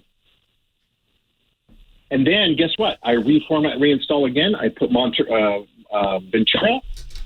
Same exact thing happens. So there's also in Safari, there's a setting.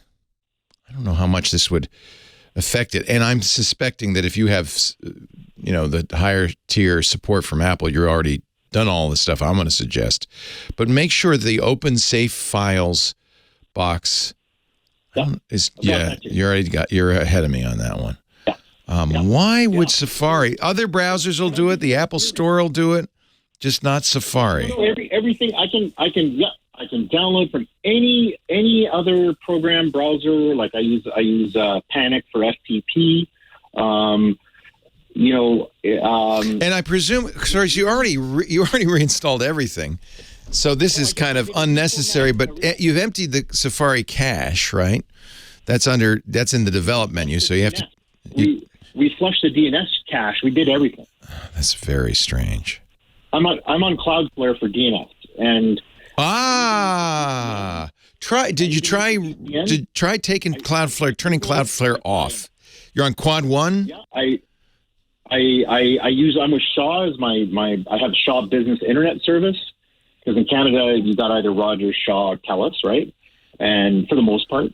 But so all I can say is stop. This is a sign from the heavens that you should be using Firefox instead.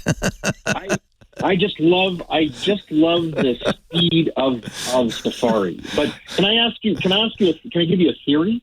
Yeah, what's your theory? This is a great puzzlement here. Yeah, so when Apple released Apple Silicon, did they not put Safari accelerator chip built in on top of the, No, they didn't put specific Safari accelerators, but there are accelerators for some of the things Safari does, like playback video. But I don't think there's anything specific to Safari. Okay. So I don't think it's that. But that is, look, I use Safari. I don't use it as my preferred browser on Mac, but I do it on an M1 and M2.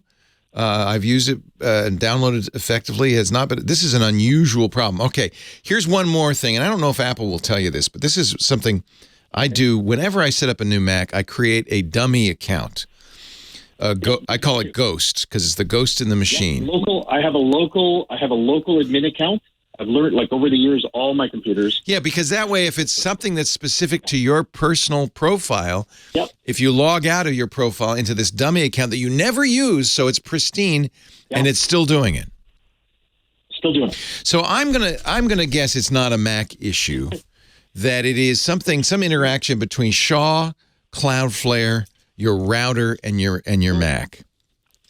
Yeah, but I just I even when I could be at the Apple Store, I'm using their Wi-Fi. Oh, wait a minute! It doesn't do it at the app.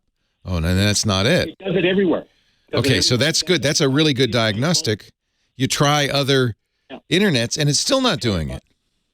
Yeah, I'm with Rogers. I'm with Rogers as my cell phone mobile provider. So I tethered it. Oh, that was one of the first things we did. Edmonton Oiler guy, Evanescence Photos. By the way, I love your photography. Imogen, I am going to ring the bell. You have come up with the intractable problem of the day. Bing, bing. No idea. No idea what the heck is going on with that. You win the prize, whatever that prize is. You've come. That's the sound. I turned off private relay. I turned that off. Yeah, that's another one to try. You don't have any security software installed, I'm sure. No, don't run any. I have no idea. No idea. I have no idea. You got me, but keep listening. Maybe somebody listening will know. It's a real pleasure to talk to you, Van. Leo Laporte, the tech guy. The horn of defeat has been sounded. Thank you. Hey, it's a real pleasure to talk to you. We've talked before, haven't we, Van? Oh, yeah, we did. Yeah, you introduced me to Jerry and Melissa Guionis. Ah. Photo. Many years ago. Ah, yes. And that changed my life. Somebody out of sync says in the chat room, call a priest. It's time to get a young priest and an old priest. Oh, yeah, that's it. Like, the most bizarre thing I have ever... It is really weird. Yeah. It doesn't make sense. Because you've tried everything that I could think of. And obviously, if you had the high-tier support from Apple, you got somebody smarter than me, or at least has more experience with Apple gear. I just got a ping from Micah. Yeah? To keep him posted. Yeah, Micah would like to know. He's at home listening, which is funny because he's got the weekend off. I'm going to blow the vuvuzela of shame.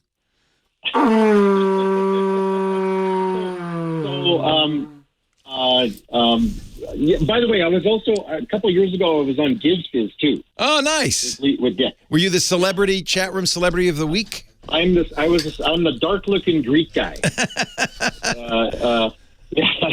Well, I just want to thank you because you're a very active member of our community, and of course, you make a big difference by participating the way you do. I thank you for joining the club.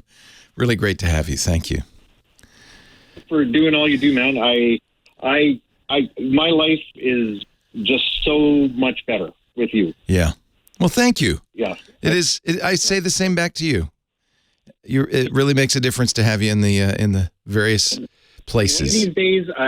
One of these days, hopefully in the next, before you decide to retire for good. Oh, that's not going to happen. It's funny. I know I make noise about that. But this has been a very good thing for me to do to quit the radio show, because it's solidified my belief that this is so much fun and I love it so much that I don't ever want to stop. I'm never going to give up the microphone until the microphone gives me up, until it makes me stop. So my retirement is, I hope, years away. And well, only because people stop listening or, I sound like this, or my brain stops working, all of which could happen at any point. But until they force, they're going to pry this out of my fingers, I will keep doing it because this is fun. This is not work. Oh, it totally is. I've also introduced many people to you, and thank you, and many people to the community, and especially when it comes to Steve Gibson Security Now. That's got to be that. I've got people asking me, Steve Gibson, what? He's still around? I'm like, yeah, he's got a pod. People say, Leo Laporte, he's still alive? Yeah,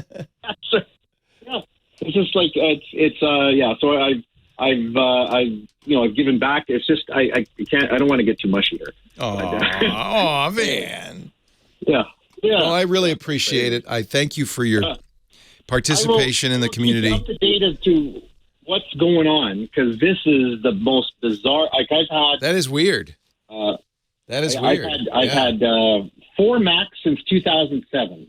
Four Macintoshes since 2007. Wow. This is just bizarre. You don't buy new ones very often. I've had many more than you in the last 15 years. No. Usually about my 2011 17-inch MacBook Pro, which is still around, still working. So you're smart enough not to pour coffee into those. That's the key. Oh, of course. Yeah. I buy AppleCare. I did this time. When I bought the new laptop, I definitely bought AppleCare. AppleCare Plus.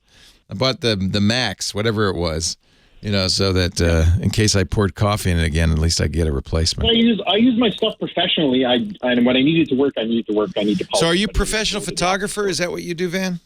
I am, sir. Nice. And I've started doing a little bit of video. I've switched all my Nikon gear to mirrorless. Oh, big change. I did that this past summer. Let me tell you, wow, what just... Do you use the old lenses with an adapter? I got one lens left. My 70-200 2.8. Yeah.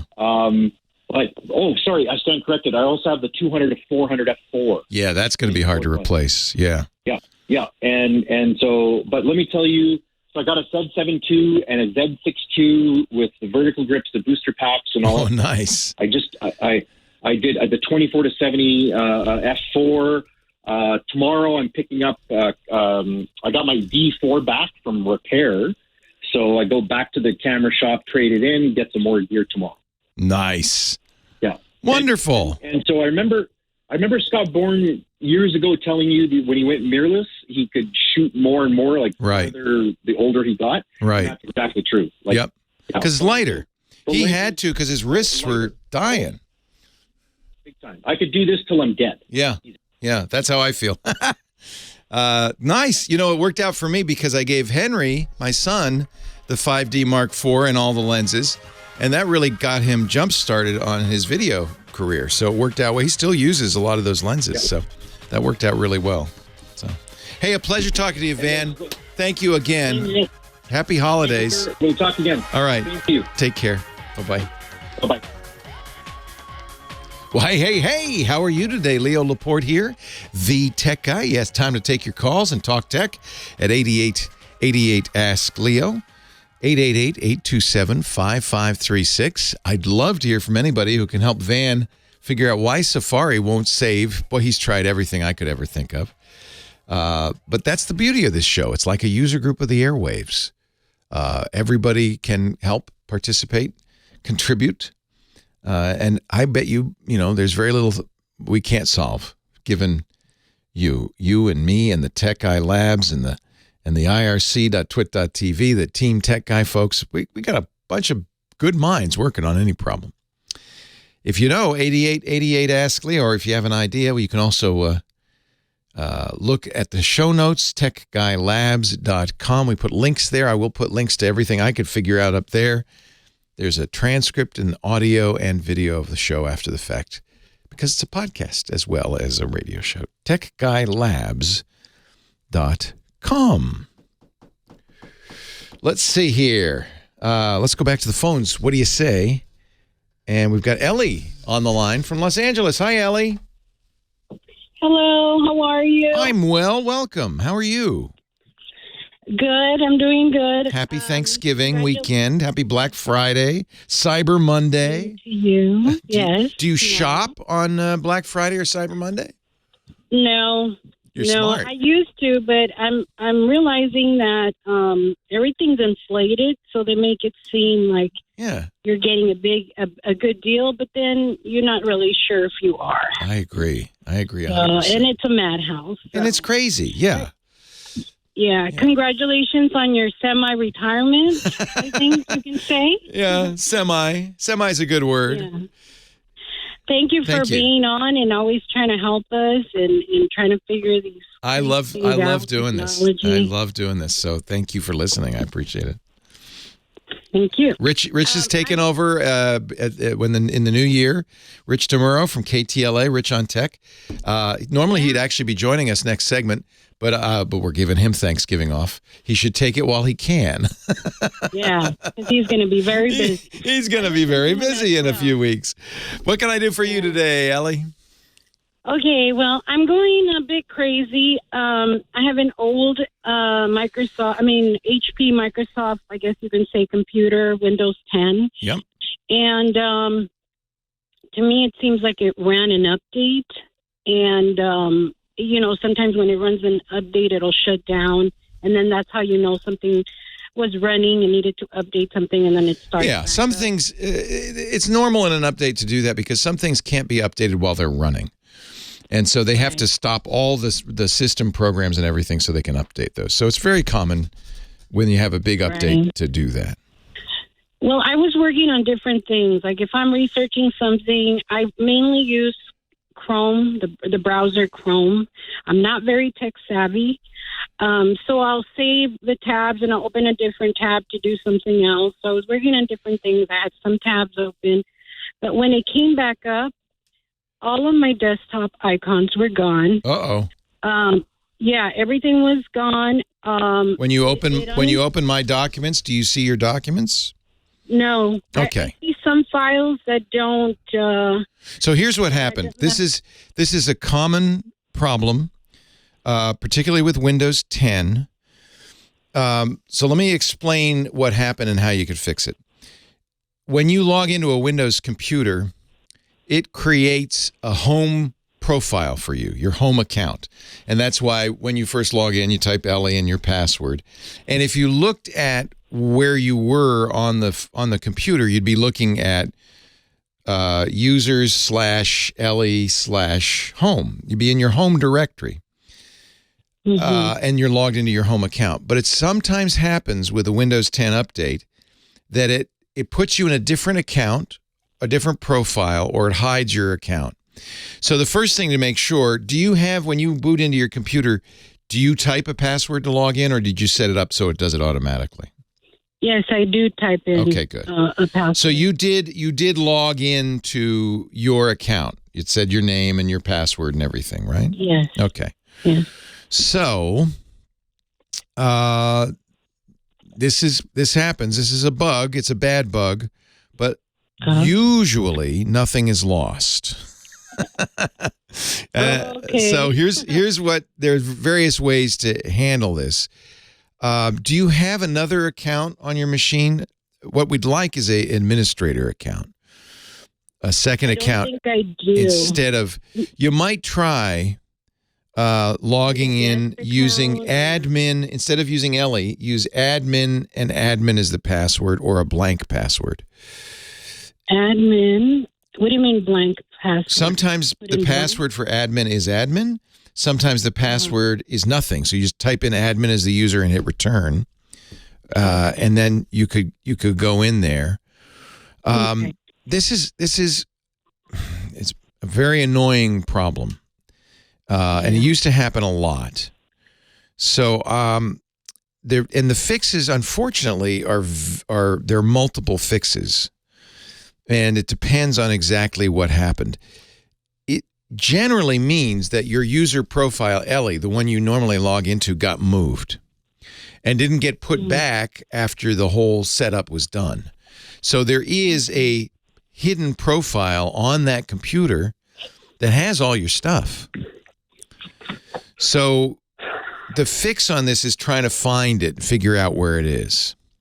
And it depends on what it did. So I'm going to, rather than try to talk you through this, because there's about 20 different things you can do, depends on how it happened. But I am going to put some links in the show notes, because there's no one thing that will always work. But I'm going to put some links in the show notes to websites with walkthroughs. For instance, Ease US has a very good walkthrough. I Googled Windows 10 profile missing and found a whole bunch of, oh no. It can, the worst case, it could accidentally have deleted it or corrupted it, more likely corrupted it. But that's very unusual. Mostly what happens is you got logged into, it moved it to a different ID, the system ID or SID, and you have to now associate that SID with your login, which is very frustrating and annoying. I'm going to put a bunch of different articles in here. You could take a look at them. The good news is you probably haven't lost anything, Ellie. But I can't tell you exactly how to fix this in 5 easy steps because there's different things that could have happened. One thing I noticed is that when it came back up, it came up as there was a new icon. It shifted my icons, my clock, differently than when I had it. Yeah, it went back to a default setup like you had just brand new computer. Yes, and it changed the settings on my printer. Exactly. Yeah, this is what happens. What happened is in the setup process, it took your profile with all of that stuff, settings, desktop icons, all your data and everything, moved it to a temporary ID and forgot to put it back. So when you logged in, it said, oh, we don't have an Ellie. So it made a fresh, clean profile with all the settings reverted to default. It does accept my password and my name and password. It didn't forget that. It just forgot where your data is. It put it somewhere else. So one way to do this is to look around on the hard drive. It may even be hidden, so you have to turn on the ability to see hidden files. And there will be on the hard drive a temporary profile. It'll be in the same location, users/name, and it'll be, but it won't be Ellie. It'll be whatever, or your login. It'll be something else, and it may be hidden. That's why this is complicated, unfortunately. Yeah. I did find something like that. When I clicked on it, there was like a user. Yeah. There was. So look in the users folder. So when I look in my users folder, I have Leo La, because that's what it turned Leo Laporte into, Leola. That's my real profile. I have a public one, but that's all I have. But sometimes it's hidden, so you have to turn on hidden files, allow yourself to be able to see hidden files. That's in the settings. And then look in that users folder in the C drive and see if there's something else there. Whatever else is there is probably you. So there are a few things you can. There's a few things you can do. You can copy what's in that back into the Ellie thing, or a little more complicated, you can make that your profile. Reconfigure it. It's not a happy thing. This is a bad mistake that Microsoft made. It's one of the reasons I often tell people don't use Windows. I hate to say it. Okay. Oh, one thing it did. It came up as Microsoft Edge. And it's asking me to sign in. Yeah. And it seems like it won't let me go anywhere else. I can't use any other browser. It's asking me to use their browser. Yeah. It's the default. It reverted to the default, that's how it would be if you just installed a clean Windows 10. So your SID has been moved. The link I'm going to put that's probably of most use to you is going to be from makeuseof.com. And in fact, you could Google it. If you Google how to recover your lost Windows 10 user profile, makeuseof.com has a good article. It's more from a corrupted profile, but it will also help you find it and move it over. You haven't lost it. The other option, if you don't feel competent to do this, because it's kind of advanced. Thank you, Microsoft. I'm shaking my fist at Redmond right now. I'm shaking my fist north. Is to bring it to somewhere where they're competent, and if you have a good competent tech person, I wouldn't know where to start to find one. I know. Now, this is a well-known bug. They call it Windows 10 missing profile bug, and it's very frustrating. It's just very annoying. I contacted Microsoft, and they did a chat because you really can't speak to people now. You have to go through live chat. And they told me they did not think it had something to do with Microsoft. Well, they're wrong. So I asked them if they can help me restore the computer to a certain date to see if all that would come back. Yeah. And we tried it, and no, it did not work. Yeah. And then yesterday, it updated again on its own. and it did the same thing. The few things that I did start on, they are gone again. I'm going to give you a couple of things you can do in that case. Believe it or not, and this sounds like voodoo, if you restart Windows more than 6 times, sometimes that fixes it. This sounds crazy. There's no sacrificing of goats, no waving around of chickens. Just restart. Yeah, shut it down and bring it back 6 times. For some reason, that fixes it. This is from mspoweruser.com. Very good site. There's no official solution from Microsoft, except that this is a well-known bug. So frustrating. And I also, I asked them to show me how to stop the updates. So I haven't scheduled for... But you don't want to stop the updates because it's protecting you. This doesn't normally happen. Oh. Okay. Well, I still went ahead, even though I scheduled them for December. I know. I went ahead and updated. Yeah. I'm not mad at... I'm not in any way upset with you. You did nothing wrong. I'm shaking my fist at Redmond, Washington. You dopes. How dare you do that to people? Windows is getting worse and worse and worse. Okay.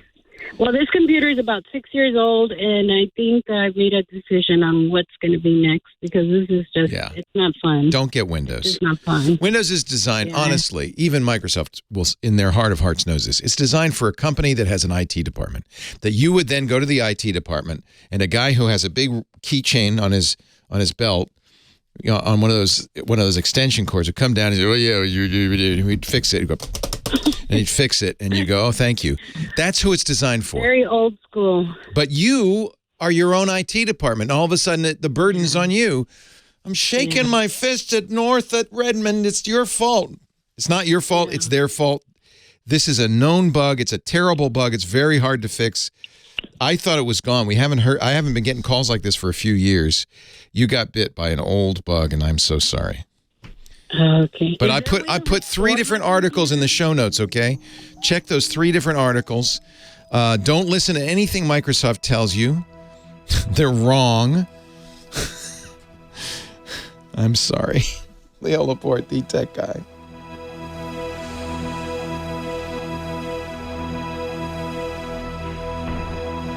Very frustrating. Very, very frustrating. I don't know what else to say. It's very frustrating. This is my song. I'm a big shot.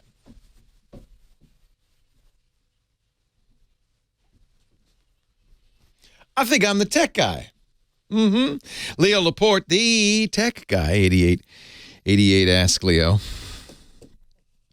I guess partly it's because, here I am answering tech questions. People call with problems. So I'm going to get a disproportionate number of people with problems. But, and many, many people use Windows with absolutely no problem. I hear it all the time. I don't know what you're talking about, Leo. I never have a problem. I love Windows. Mostly those are more sophisticated users, yes. The problem is when there is a problem with Windows, it's usually a mess. Now Microsoft has started putting ads in the start menu, in the search box, as you're using a program. Have you noticed this? You're on Outlook, and it'll put a little bar up at the top above. It almost looks like a message saying, you'd really like to use Excel. Why don't you buy it? I'm paying for, no, I don't want the ads. I'm sorry. I'm a little peeved with Microsoft. And the people I feel for are normal people who don't have an IT department. Rule of thumb has been I've said this for years, Windows for business, fine. If you've got an IT department, fine. We use Windows in our business office. Our video editors at my podcast company, they all use Windows. That's fine. With Adobe Premiere, that's their preferred editing platform, fine. But that we have an IT person who handles all that stuff. If you're at home, Mac is good. But again, anytime you're using a general purpose computer, there'll be more issues. You have to have more expertise because a computer designed to do anything can do anything, including things you don't want it to do. So for a lot of people, the best choice is something like a Chromebook from Google. The Chrome OS is designed to be secure and simple and just not break, or an iPad, again, designed to be simple, secure, much more secure than Windows or Mac, and much harder to break. Those are consumer operating systems for people who don't have an IT department. If you want to use Windows, and look, I mean, it's the best kind of gaming is Windows gaming, and there's line of business software you might have to use. There might be good reasons. I'm not saying you don't have good reasons. There might be good reasons to use Windows, but now it's incumbent upon you to become an IT professional and a security expert. You got to protect yourself. You got to fix your systems. That's your job now. Now, if you're willing to do that, get Windows by all means. By all means. But it's kind of, I think, unnecessarily complicated, and it's showing its age. Leo Laporte, the tech guy. More calls right after this.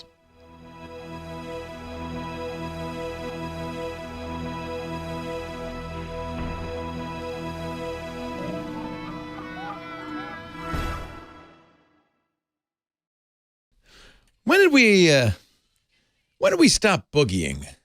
When did that happen? Do people boogie anymore? After the Bee Gees, nobody wanted to boogie anymore. Man, when I was a DJ, Professor Laura, you may experience this yourself.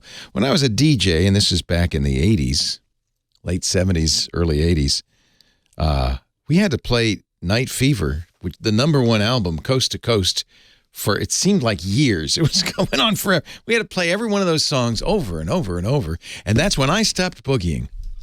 Exactly right. Irv in Los Angeles is next. Hi, Irv. Leo Laporte, the tech guy. Hello, Irv. Yes, Leo. Thank you for taking my call and for all of the good stuff you've done over the years. It's much appreciated. Oh, thank you so much, sir. I appreciate it.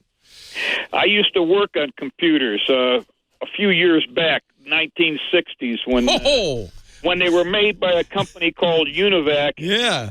And onboard Navy ships, but let's not go there. That's when working on computers involved a soldering iron. Yes, sir. Yes, sir.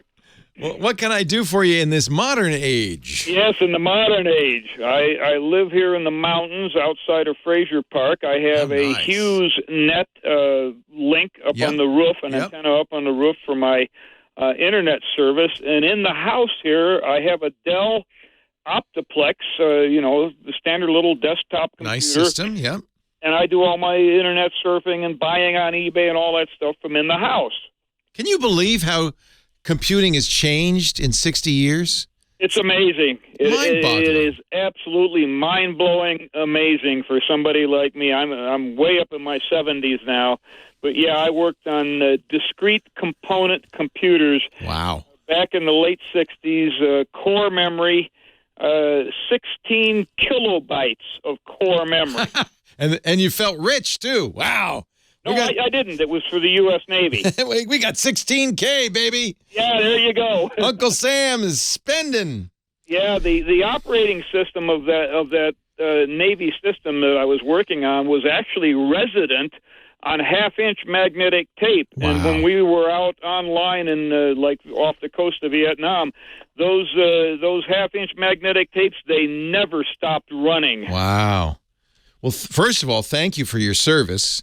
No, you're welcome. And that must have been an experience to work on a ship on these devices. Were they a little finicky because of the salt weather and the rocking back and forth, or did they handle it well?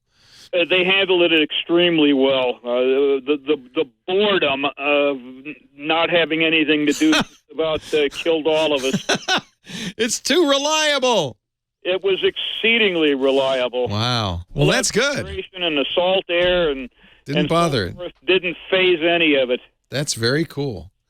So what do you want to do? You're using your Optiplex. It's on the Hughes satellite. What can I do to help you get something done here? Here's what I want to do. Outside of the house, about 100 feet away, I have a steel-framed building with steel walls, and the same for the roof. Radio signals do not go through the steel walls. You got a little Faraday cage out there, yeah. Yeah. And I want to be able to do the same thing out there in that building, perhaps with a second Dell Optiplex. So I want to be able to get online, do the same thing I do here in the house. Yeah. And also do Zoom meetings from inside the steel building. I can only think of two ways to do it, either an overhead or a buried Cat 5 landline, or perhaps some sort of a radio link that I'm not familiar with, a small antenna fastened to the outside wall of the house. All of these would work. Electronics to go with it. Let me ask you a question, though. Are you on the same power grid out in the on the outside building as you are on the inside? The same power grid. Do you have electricity? I am. The same electric meter and everything? Yeah. That would be correct. So the easiest way to do this is something we call power line networking that rides on top of the electrical grid. Now, because of your training, you're immediately going to say, well, that's never going to work. But they have figured out ways with notch filters and so forth to be able to have that data ride on the same lines that the power rides on. And it's fairly inexpensive. Of course, it's not as fast as Ethernet. So this is going to be the issue with Zoom. Zoom wants about 10 megabits down. Or, 10 megabits up. And probably 10 down as well. So it's going to be right at the edge of what that Hughes can do. But it's worth a try because Powerline's pretty inexpensive. I tried this years ago and it was awful. But this is version 2 and it's gotten much better. I recommend a company called TP-Link for this. Say again? TP, like toilet paper, Link. Okay. TP-Link. TP-Link. And what you're going to need 2 devices. You're going to have one in the main house that is connected to the router. If you have a spare Ethernet cable plugging into the TP-Link. And then that's going to plug into the wall. And then, in effect, it's going to turn that power line that's going out to the outbuilding into an Ethernet connection.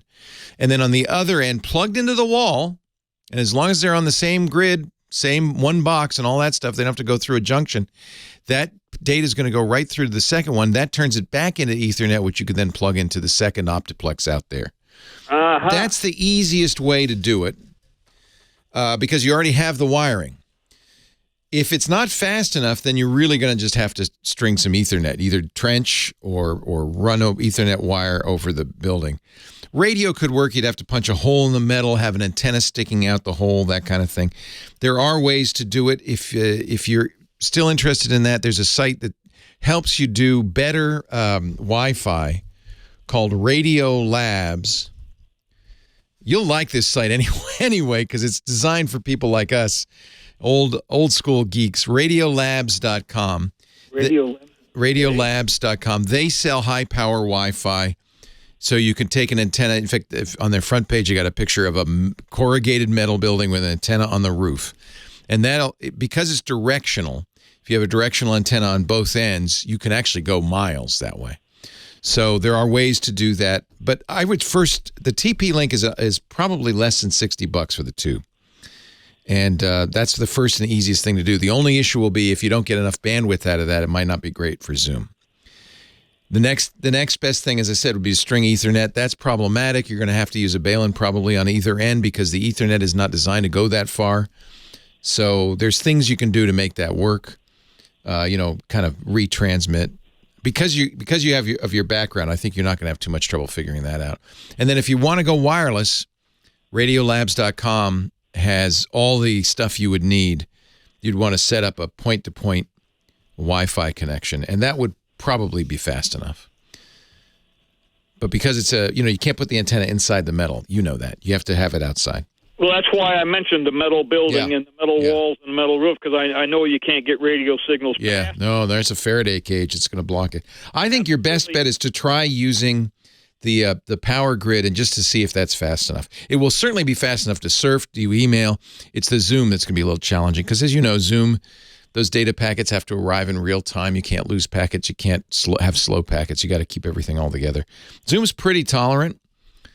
It does pretty well. In fact, it's Hughes is not ideal. Satellite is not ideal for Zoom if you're satisfied with that Zoom. I got a picture here from Wikipedia of your naval tactical data system. That's it. Running it's a mock-up of a shipboard CIC, which is probably where you worked. Wikipedia. That's exactly right. Yep. I could just see. I think that's you right there at the desk there. Hey, it's a pleasure talking to you again. Thank you for your service. That must have been hairy, but I'm really grateful that you survived and you did well and you helped our country. So I appreciate it. Well, you're quite welcome, and thank you for what you do here and for helping me out just now. You had every answer I had hoped to get. There you go, Irv. All right. Thanks a lot. Bless you. Take care. Leo Laporte, the tech guy, the Giz Wiz, coming up next.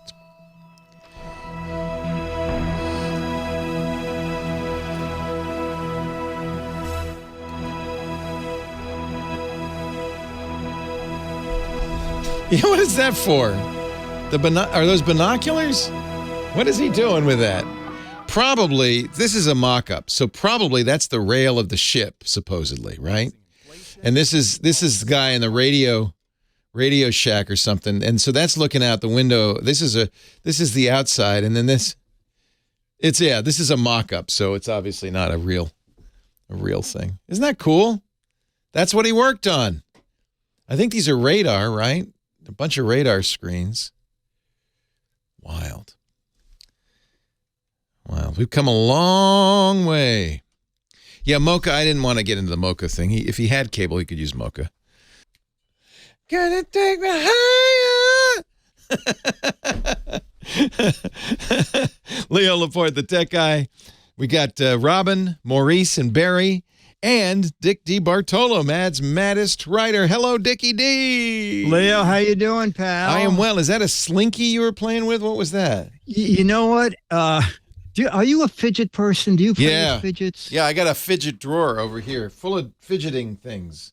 I had to put them away because if I have them in front of me during the radio show, I go, you see all these things going and whizzing, and so I have to put them away. Yes. Well, I have two fidget suggestions today. Do people still use those? I mean, kids were using the spinners for a long time, right? Oh, my gosh. You know what?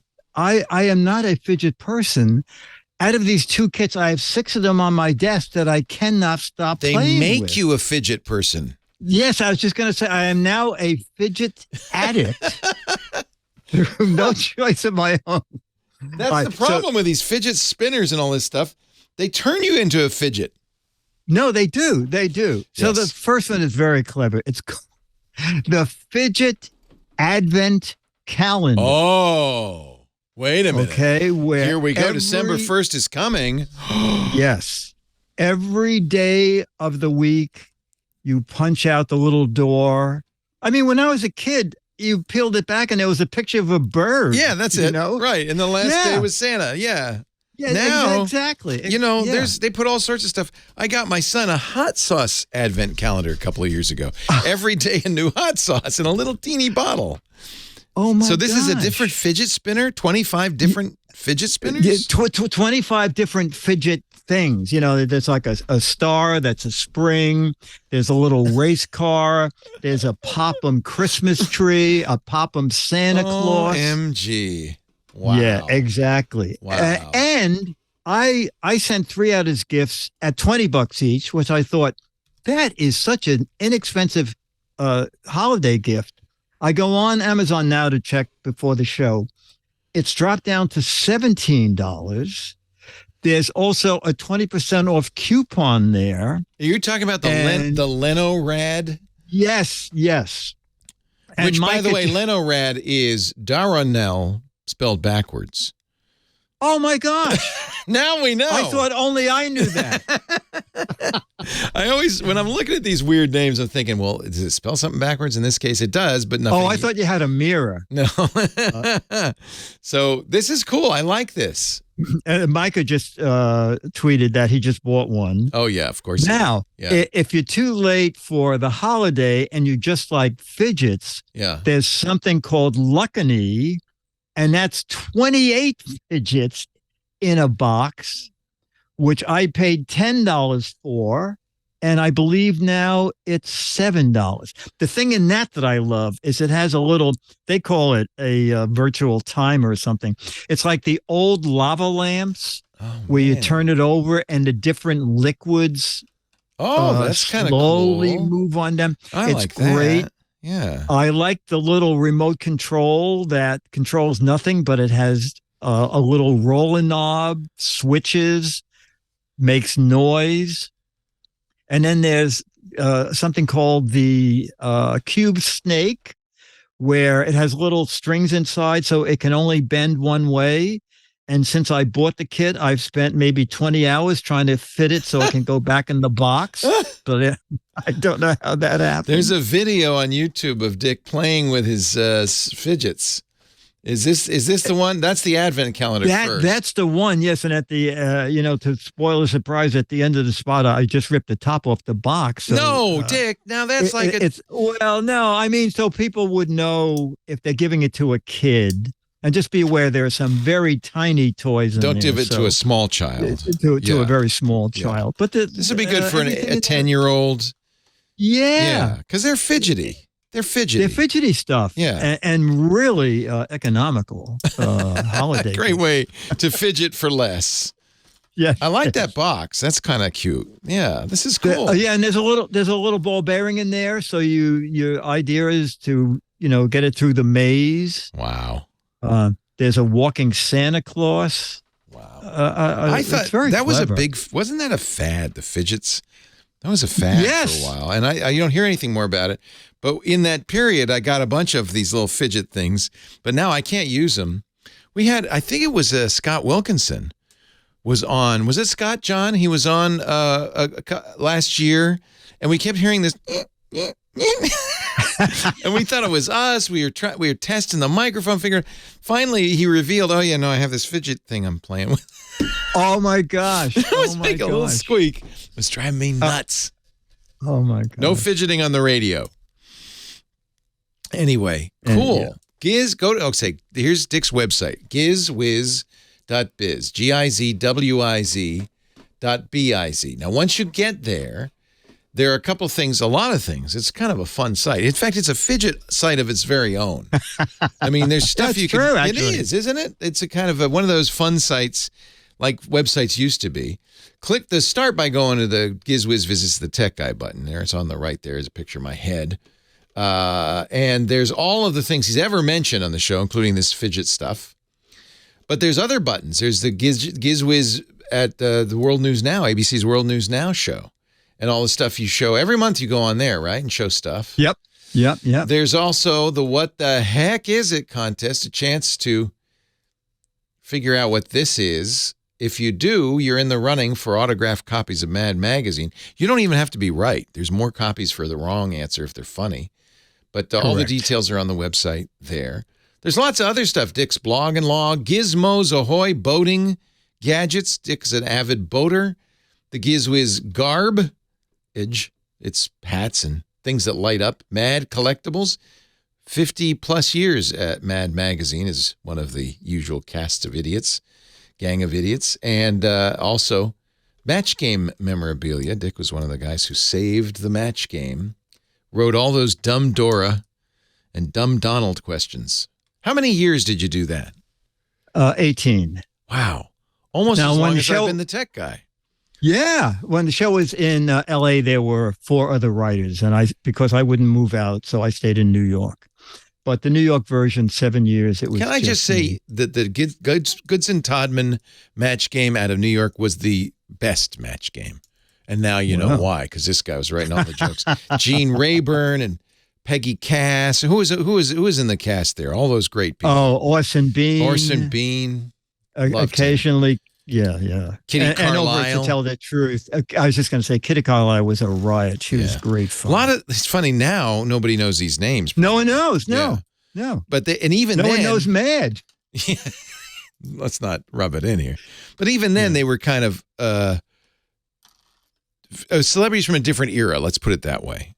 Old movie star types and things like that. Yes, exactly. Exactly. But they were great. And it introduced me to a whole culture of stuff. Dick does a great podcast every week with Chad Johnson. It's at gizwiz.tv. If you like gizmos and gadgets, that's great. And we got a few more episodes that you can come by and visit us. I will do that. And I'm trying to plug one thing, dickd.tv. I'm trying to build my own YouTube channel. Oh, awesome. You should. You put a lot of stuff on YouTube. Yeah. Dick D, D-I-C-K-D.tv. Yeah. Dick DE.TV. DE. There's an E at the end. Yeah. So some might say Dick Duh, but I wouldn't. Not me. No, you would. Dick D. Not people who know me. Yeah, there it is. DickD.TV. Awesome. Good idea, Dick. Thank you, sir. Thank you for joining us. Okay, buddy. Have a great week. Happy Thanksgiving. Thanks, everybody, for being here. I love doing this show, and I'm glad you could be with me doing it. Thanks to Professor Laura, our musical director, and Kim Schaffer, the phone angel. Thanks to all of you who called. Thanks to all of you who listened. Wouldn't be able to do it without you. Leo Laporte, I'm your tech guy on the radio for a few more weeks. Have a great Geek Week. Bye-bye. Well, that's it for the Tech Guy Show for today. Thank you so much for being here. And don't forget, TWiT, TWiT. It stands for This Week in Tech, and you'll find it at twit.tv, including the podcasts for this show. We talk about Windows on Windows Weekly, Macintosh on Mac Break Weekly, iPads, iPhones, Apple Watches on iOS Today, security on Security Now. I mean, I can go on and on. And, of course, the big show every Sunday afternoon, This Week in Tech. You'll find it all at twit.tv. And I'll be back next week with another great Tech Guys show. Thanks for joining me. We'll see you next time.